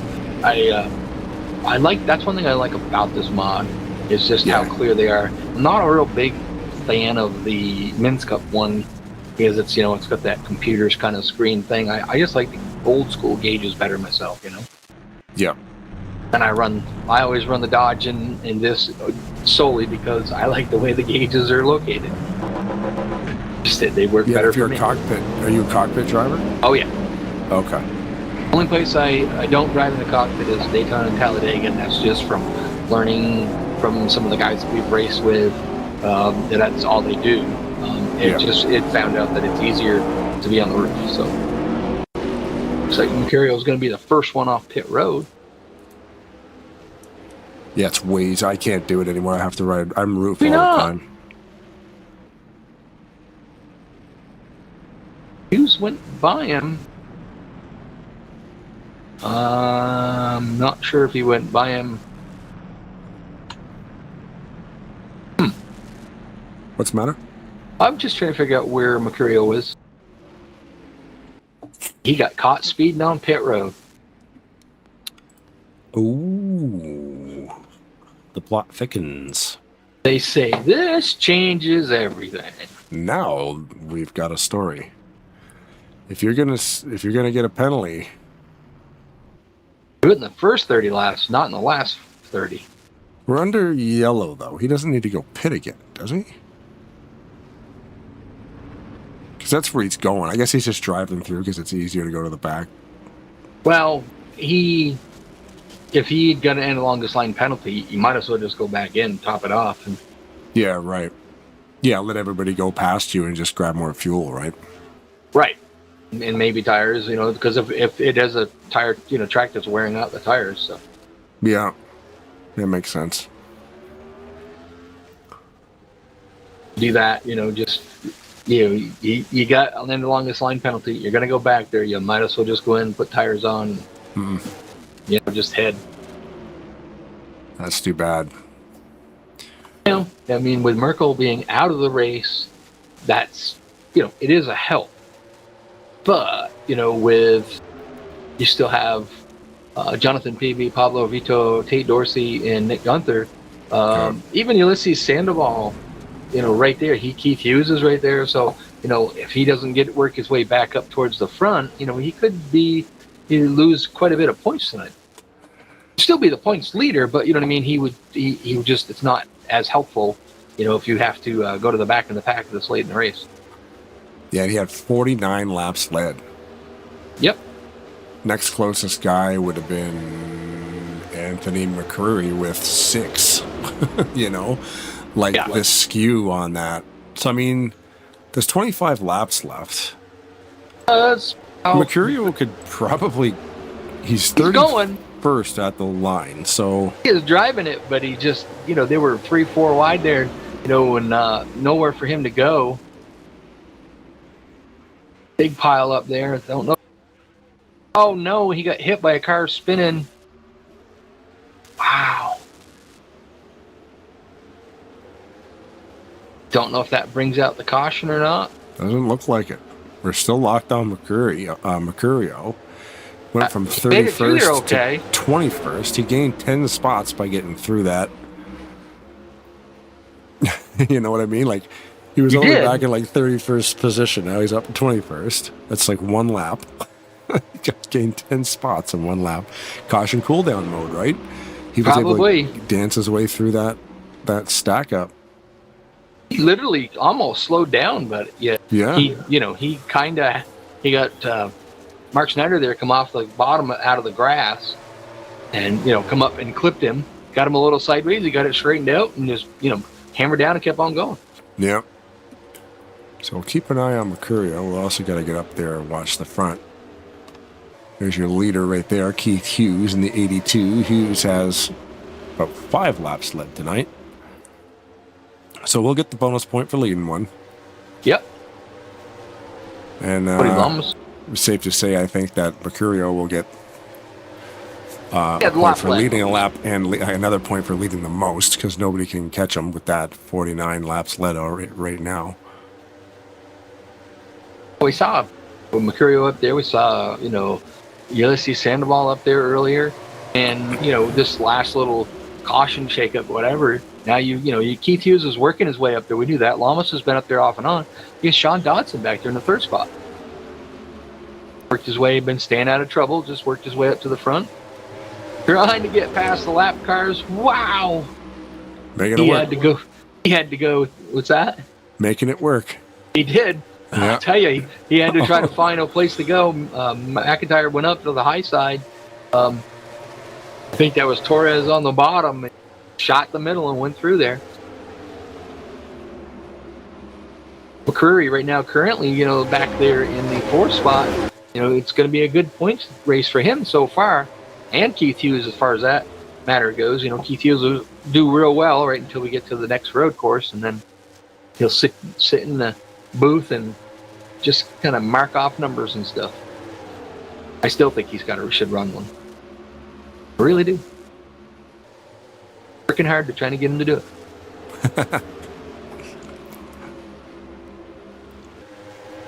Just reading the YouTube chat there too. Ben just filling us in. Wolf asked if it was a fixed or open. It's fixed.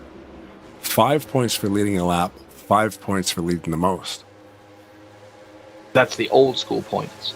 Okay. Take a look back at Mercurio. He's back there in 21st position. So he's hanging out in 21st then. That's as far as he's made it. Yeah, and he's not really... Well, with that situation that really slowed him down, it's going to be hard for him without a caution to really get caught back up there.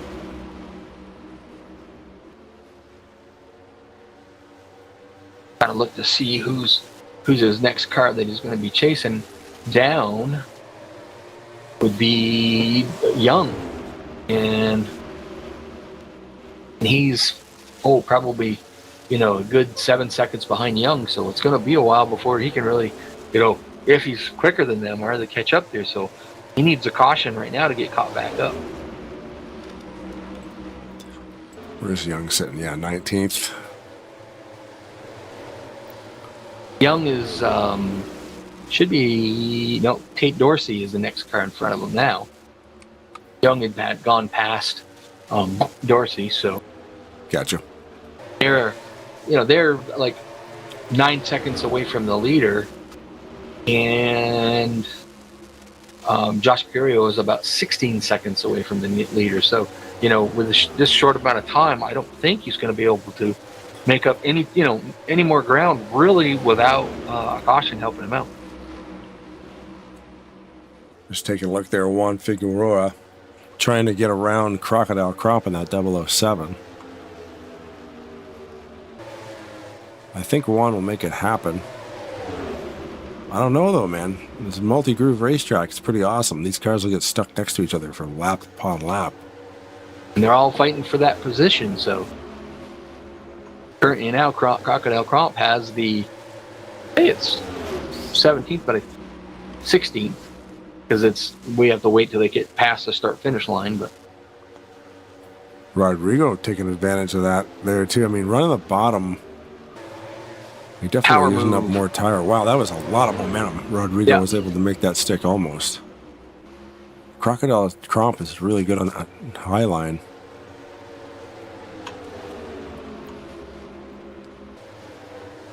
And Juan is able to get past him as well. That'll be for 17th spot.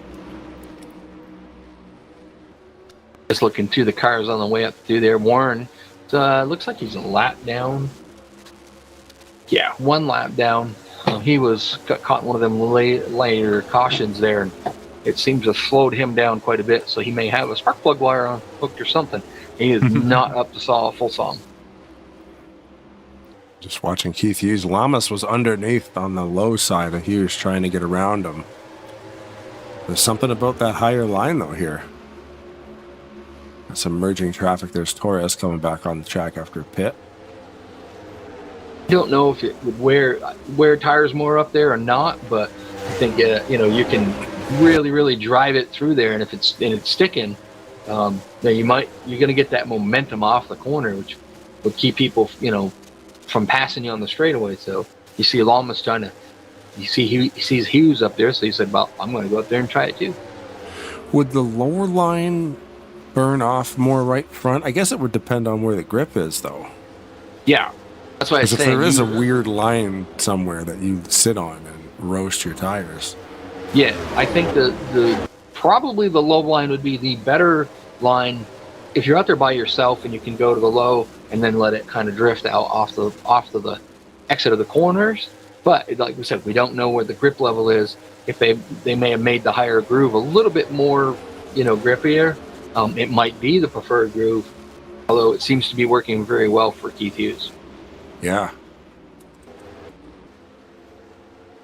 McCurry's back there in third. I was just going to say McCurry's back there in third. Torres was forced to retire. That's why he was headed to the pits, a gearbox failure, so he had an engine quit. Oof. Yes, haven't really heard much from him all night. He's just kind of been mid-pack most of the day, and now he's worked his way up into the 4th position with 9 laps to go. Yellow. Put cautions out. I just saw the cone. You can tell easily when you go down the front stretch. Yeah. Cone comes up. Yeah, retired drivers for this evening with Jack Merkel, Benjamin Snyder, Sidney Neto, Zachary Hall, and Christian Torres. Now, with this many laps left to go, what does Mercurio do? Does he stay out? Does he go? What does the other guys do? Do some people come down and take 2 tires? It's starting to be a strategy thing.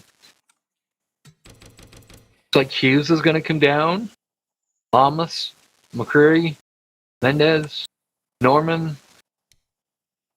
Somebody stayed out, but I think that's not a lap down. We got to watch this pit. We'll go back to the we'll go back to the replay here in a minute. We should watch this pit cycle. Matthew is the one that stayed out. This is a big pit stop for some of these guys. How quick, what they get. McCreary's getting all 4. Let's say it looks like everybody so far was taking 4. Mm-hmm.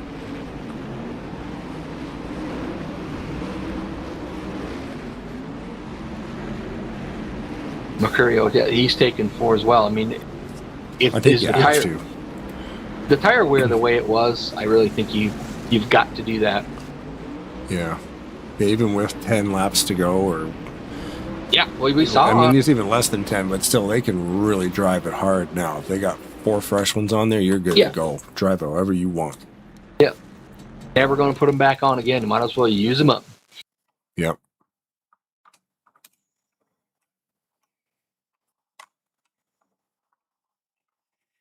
Not too bad so far. We'll have to wait and see what happens when everybody hits the start-finish line. But right now, it's reading that McCreary is up into the 12th spot. So that's not too bad. A minute ago, he was back in the 20th spot. So just trying to find a point of caution here. I had it before, but I didn't make note of it. I think it was 4 minutes and 20 seconds. Yeah, it was. That changed, of course, just the way the scoring thing is and the pitting and whatever. That put him back to the 19th spot. Okay. So I was just the way when they pit sometimes like that. He may have come down, and somebody stayed out or whatever, and it just scored him a little bit up there for a second. Now, once everybody gets back in order and in line. So back on lap 90, focused on the 72 of Jorge Pachon.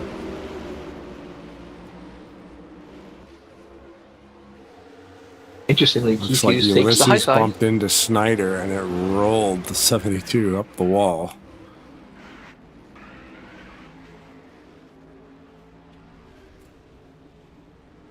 And that was your yellow flag. Pachon currently there in 16th after that, so not too bad. Really didn't have anywhere to go. Nope. Pace car down pit road. Keith Hughes is argy-bargy going on there. Yeah, they're getting a little bit irie there on the restart. There's a couple cars Lamas in the didn't grass. miss it this time. That was a great launch. Yep. Pulls out in front. Actually, didn't lead that lap, but he was very close to leading that lap. Able to pull out right up in front of Hughes. Hughes going to try the over and under. Decides against it. Yeah. Michael Norman there right behind him. Curry looking for room. Oh man, these lines are great. You got such a head of steam on that, but that higher line that Cody's running, that everybody's been running, really. Yeah. And it's just a waiting game. You get underneath and you just drive there, and then eventually somebody makes a mistake and you'll get by them. Like I said earlier, I saw McCreary up there in practice running around in that high groove, and I wondered if that's where they would, eventually migrate to.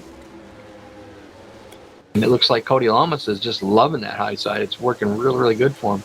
See, Lamas has got that thing on a string right now. He does not come off that line when he goes to those turns. No, he just stays right up there. Not worried about blocking. Somebody goes low, just stay there. Norman's broke away from McCreary. McCreary's by himself back there. Mendez and I think that was Martinez fighting hard back there. They're so close. Blown motor. Mendez blew up. Yeah, we got a blown motor. He's still going. Oh, there's no caution. They're under 5, so he might as well just keep going, because if he goes in the pits, they're probably going to park it anyways. If it'll stay running, keep going. Try to get as many points as you can. Yeah. Yeah, limp around on the apron. McCreary starting to work over the back of Michael Norman's bumper there. Norman, he's kind of concentrated on Keith Hughes, makes a dive to the bottom. Was it Martinez that blew the engine? Yep. I was going to say, good job not losing control of that thing, because it blew up right in the corner. And you've instantly got no more power in the wheels. Sometimes that thing can go right around on you real quick, but he held on to it. Lamas pulled out to about 0.3 seconds, 0.3 of a second there. Keith Hughes busy trying to fight off Michael Norman, McCreary. Mendez. Is that U-Man back there? Yep, U-Man. Yep, they're all right there. Back there in 6th. Ooh, Hughes off the corner, just touches the wall that kills his momentum. Michael Norman to the bottom. Yep, Norman trying to capitalize. Hughes drove that thing in there deep. McCreary did as well. Oh no! Oh, catastrophe. No. Last lap. Last lap, and Hughes is around. Oh my gosh, it's a big one. Lamas, looking at his review mirror, saw that happen, going, oh, okay. Now he's got Mendez behind him. Carlos Mendez in second place with Ulysses Sandoval right there. 55 of Nick Gunther. And Lamas will grab the checkered flag. Great run. Lamas leads 8 laps to win this thing. Carlos Mendez and Ulysses Sandoval. And Josh McCarroll was able to make his way all the way up into the 7th position. So may not have hurt so bad, but it wasn't so bad pulling that Band-Aid off. It ended up being still a fairly decent points night for him. RJ Bishop finishing in 6th. Pablo Vitor, one of the guys up there in points, in 5th, and Gunther in 4th. So all the guys that are right there in the top in the points had a pretty decent night. He's not going to get to do too much of a burnout. He keeps getting ran into. Yeah. Oh my goodness. goodness. The burnout, and they all just come wailing in.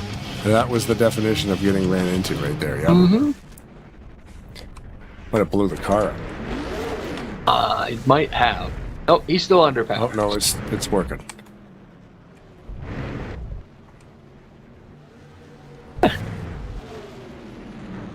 We get to interview the man that believes he's the world's greatest in-race reporter tonight.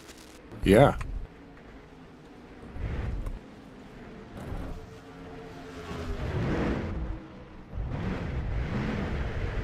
Brian Wolf. Never wrapped my mind around the way that this kid wins races with a keyboard. Way to go. Cody's doing burnouts on the Tarnation TV logo. Thanks, Cody. Oh, I see how it is. He knows he's going to come up here and talk, so he's going to do burnouts on it. Awesome. That's cool. All right, he's done doing burnouts. Let's see if we can find you, man. Get him up here.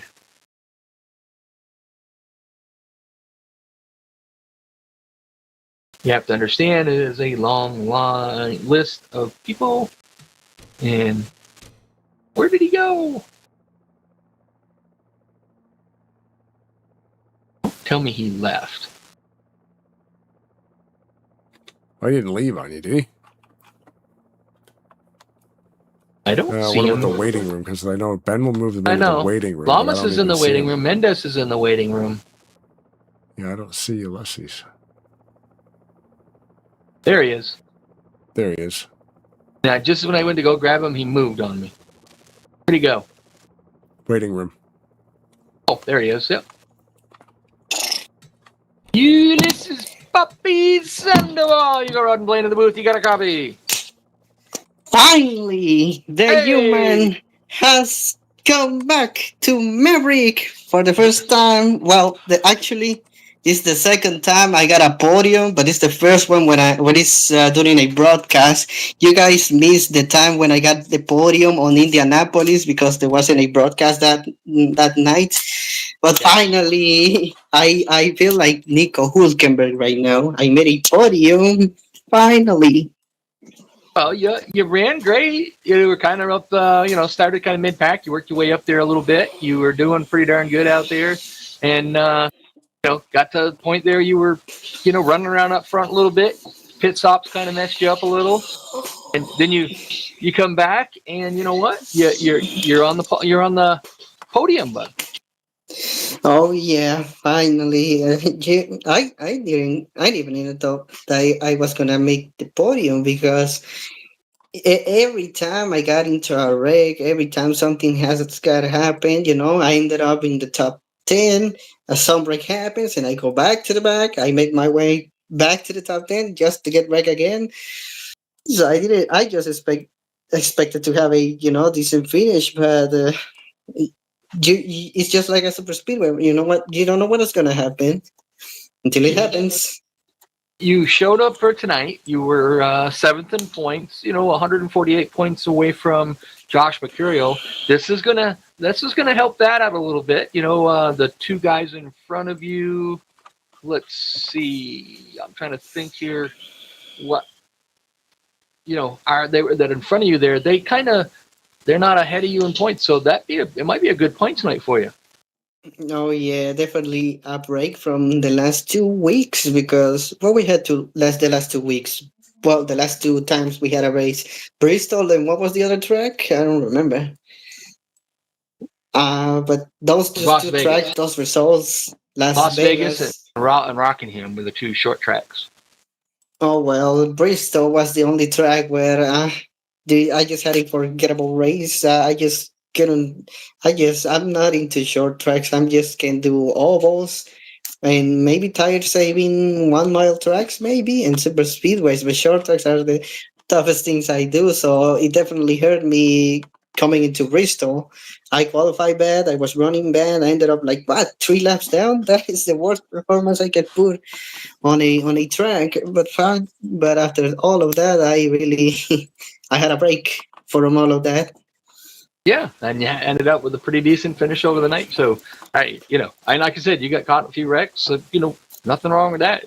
Good race for you, good points night for you. Blaine, do you have any questions for you, man? Caught it. Yes. No, man, it's always fun talking to you, and it's crazy to see how these races play out. Is it frustrating? I find in the first few laps, there's always seems to be a few quick cautions. Like that's got to be kind of nerve-wracking, especially on a race that you have to qualify to get into it. With a knockout qualify scenario, and you start seeing these big accidents. Like, geez, we just invested all this time tonight to make it into the race, and then we might actually get wrecked out. Yeah, definitely. Everybody around all my friends are always discussing. If I'm not starting up front, I might as well just go to the back because it's the middle of the field. It's like a war zone. You don't know what's gonna happen, and if something happens, you cannot avoid it. If you're surrounded by so many cars that there's no way you can avoid it. There's a lot of stuff you can avoid. The same thing I was thinking back a year ago at Indianapolis. I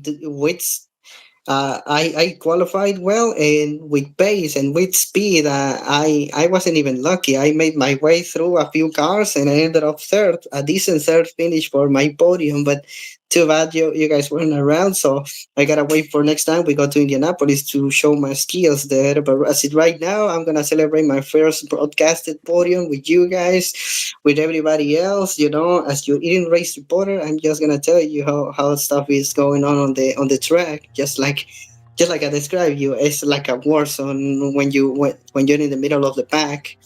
And I unfortunately had to restart in the middle of the pack on the last few restarts. I had to avoid several wrecks, and even at the end, there was a wreck, and you don't know what's gonna happen to you until that happens, and you gotta feel lucky if you miss it, and I feel lucky. That was a great race, man. I mean, finding your way up there, it's good job. Thank you so much, you guys. All right, I can now rest in peace. And what I mean by that is I can sleep finally because it's been a long night. Well, we'll give you a chance to thank anybody you want. So the floor is yours. Go for it. Oh yeah, a good shout out to all my friends from the NCRA who were present during that race. Nick Gunter, I had a big fight with him for a third place. and it was very intense. And also, congratulations to Cody Lamas for his win. He really he gave me a break on prime time by by helping me on that last race, and now I feel good for him for winning the race. Good job to Cody. He always, you don't know what he is gonna do on every race, because he doesn't even know what he's gonna do in a race. He always goes with a negative attitude, saying, I'm not gonna win this team tonight, and then he goes to win.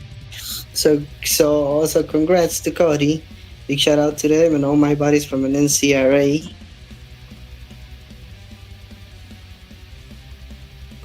Okay, well, all right. Well, congratulations on your third place finish. That'll help you out in the points. And, a couple of weeks here, maybe we'll see you at Talladega. That sounds more your speed, but maybe you can go out there and take the W there. Oh, yeah. I'm looking forward for that race. I was close to win that once. Thank you so much, you guys. And In Race Reporter out. You have a Thanks, Ulysses.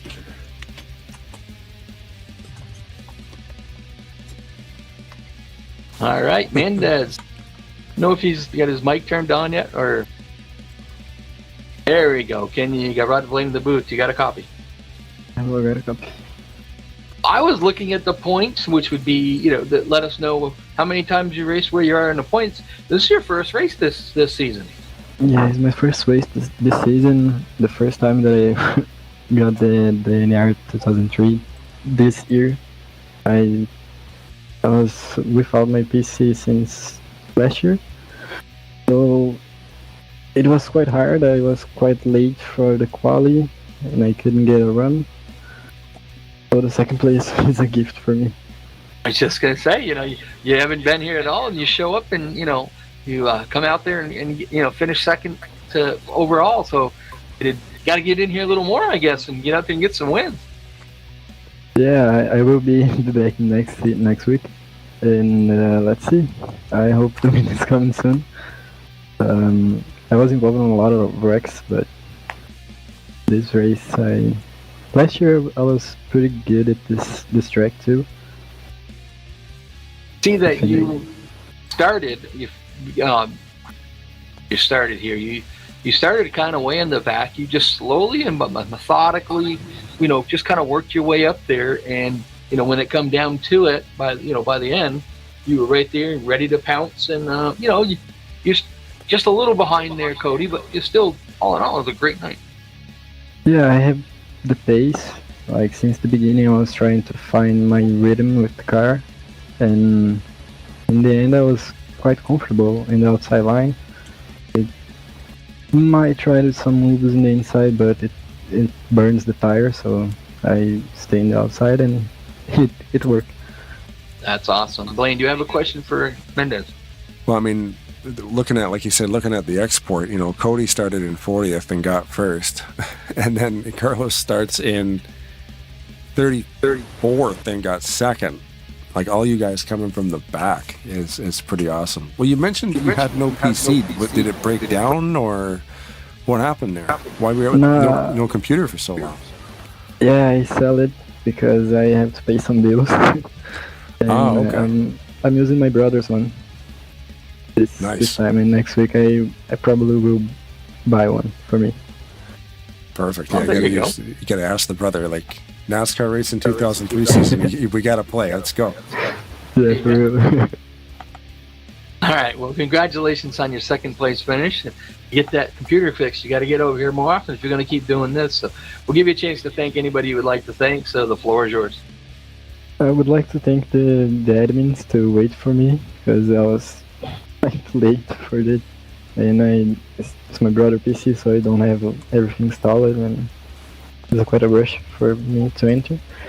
And thanks Alison for doing my car and helping me out to join, and my family who's watching. Awesome. Very cool. Well, congratulations on your second place finish, and looking forward to seeing you come out here and whoop up on these guys.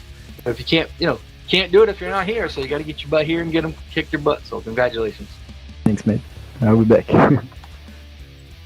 We'll see you next week. Awesome. That's cool. Ads. the things we do. Cody, Ronald in the booth. Do you have a copy? Oh God, you sound really quiet, Rod. I know. Tell me about something it. I don't know what. Down. I don't know what it is about this TeamSpeak. It does not work well for me for whatever reason, but. All right, my TV has been turned to 0. Let's do that, or you can go just turn my volume up. Is what you got to do. That's true. So. We are in TeamSpeak. So yeah. So second race for you of the season. You haven't been really floating around here. I don't know what is the name of that? The Florida Panthers. They've been playing. You've been busy. What's going on here? Yeah, they've been playing, and I'm free now. The last 2 games of the season were yesterday, and then there's one tomorrow. So I'm all in R now, baby. No playoffs. I mean, just you got a mountain to climb here. You're 604 points going into the night, going away from Josh Mercurio. So we're at race 5. We got 21 more races. You think you can climb that hill? Get all the way up there and fight for these guys for the championship? I don't know. It's kind of weird because it's been 3 years of I'm just so used to just running when I can because of hockey season and everything. Yeah. But now I have this newfound lease of life, figuratively speaking. And I don't know. I never really have thought about it, to be honest. I think I'm just going to just do my thing and just kind of race and where it plays out. Maybe I'll finish ahead of LaPlante in the points and get my 48 car back because he's not having the best season in that number, and I'm a little offended, No. Oh, last year he did really good, and we got down to about the last 5 races. He was a fairly decent third in points, and then unfortunately bad luck caught him and he dropped down a little bit. But like I said, you're not going to be running the full races all the time, so you gotta commit to a full season, dude. You can go out there and knock the Josh Mercurio and Jack Merkel off the top of the podium player. Yeah, it's definitely better than how this race went last year. I believe I missed one big wreck and then got flipped in the second big wreck by lap 10. So it's definitely a thought. I would love to do it. It's just I would not. It's gonna be nice to do it in RTG. I will say next season for them. Yeah. It'll be nice to finally get one of those under my belt, so I'm looking forward to that.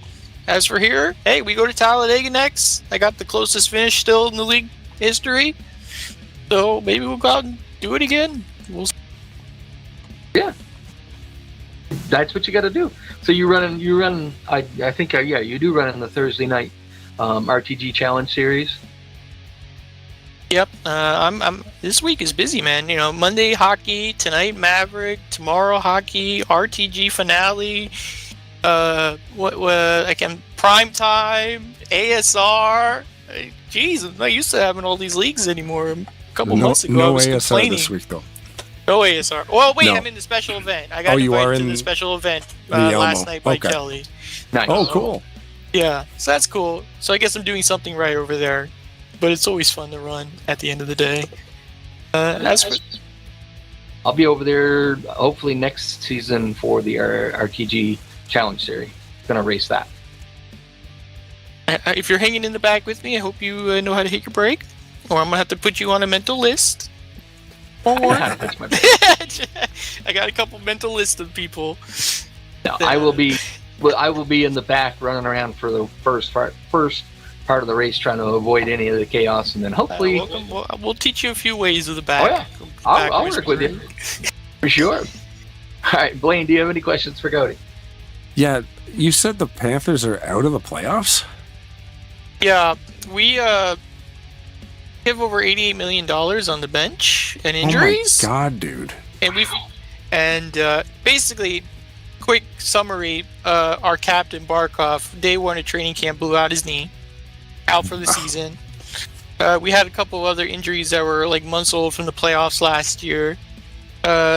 Rewind to this year, new year, we were hovering 1 point around the playoff line and ready to get some players back, and then we lost some more players in the Winter Classic.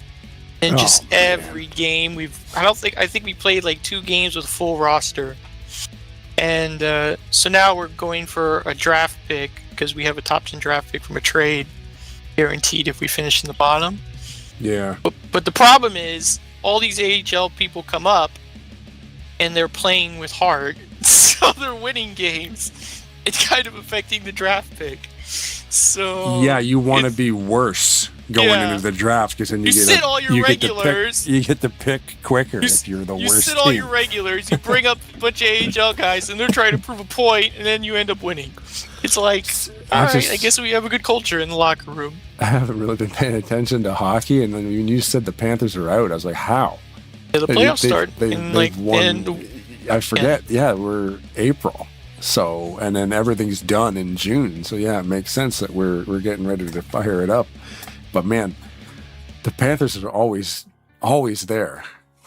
Yeah, I'll say our coach said it a while ago. The most dangerous job in sports is playing for the Florida Panthers this season. Yeah.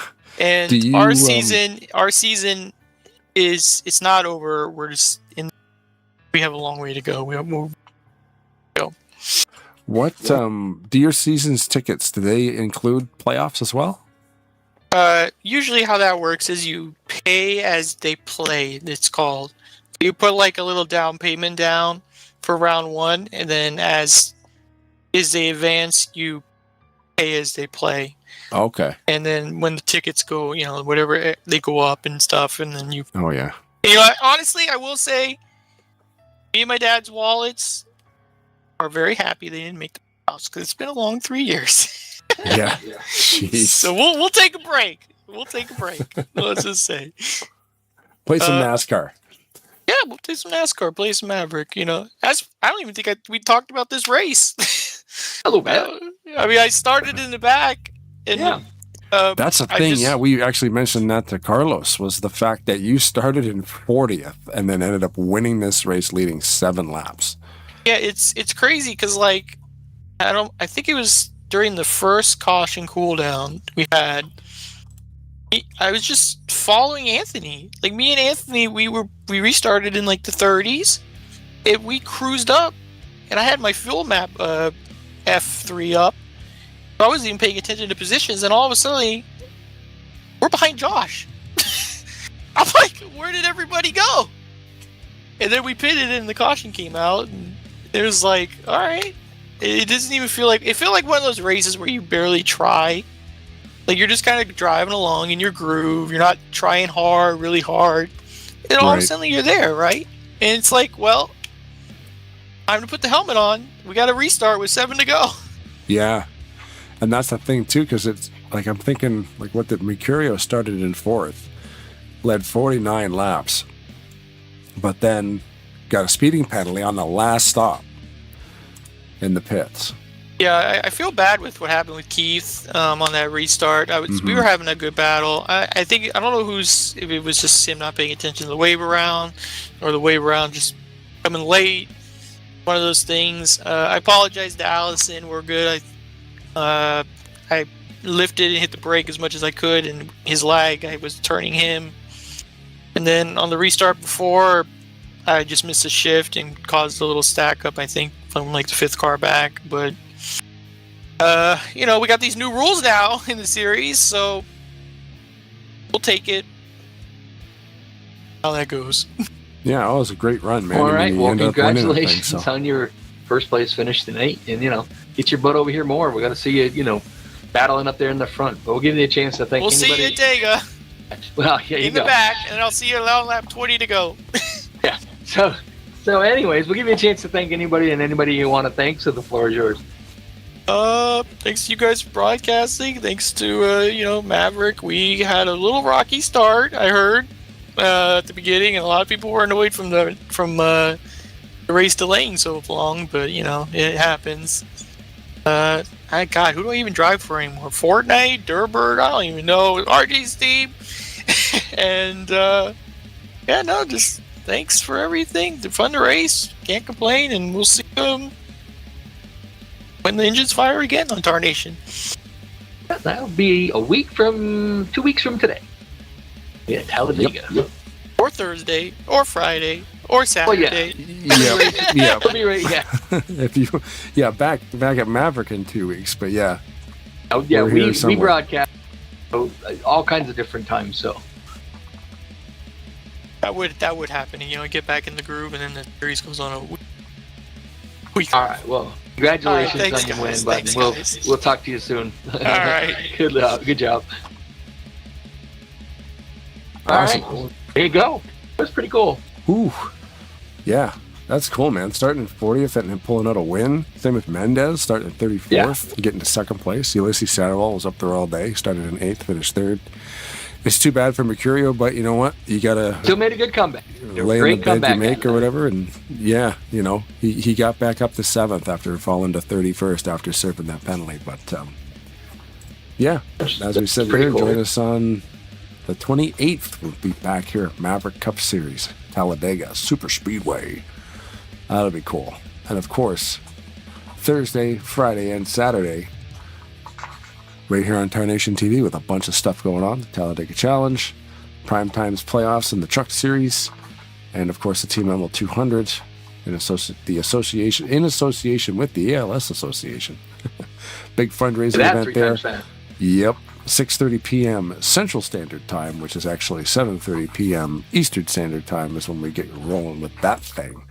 But as always, yeah, thanks to everybody who was watching on YouTube and interacted with the channel. Thank you to everybody who is involved with this thing. Of course, all the drivers. We had knockout qualifying tonight. That's absolutely insane.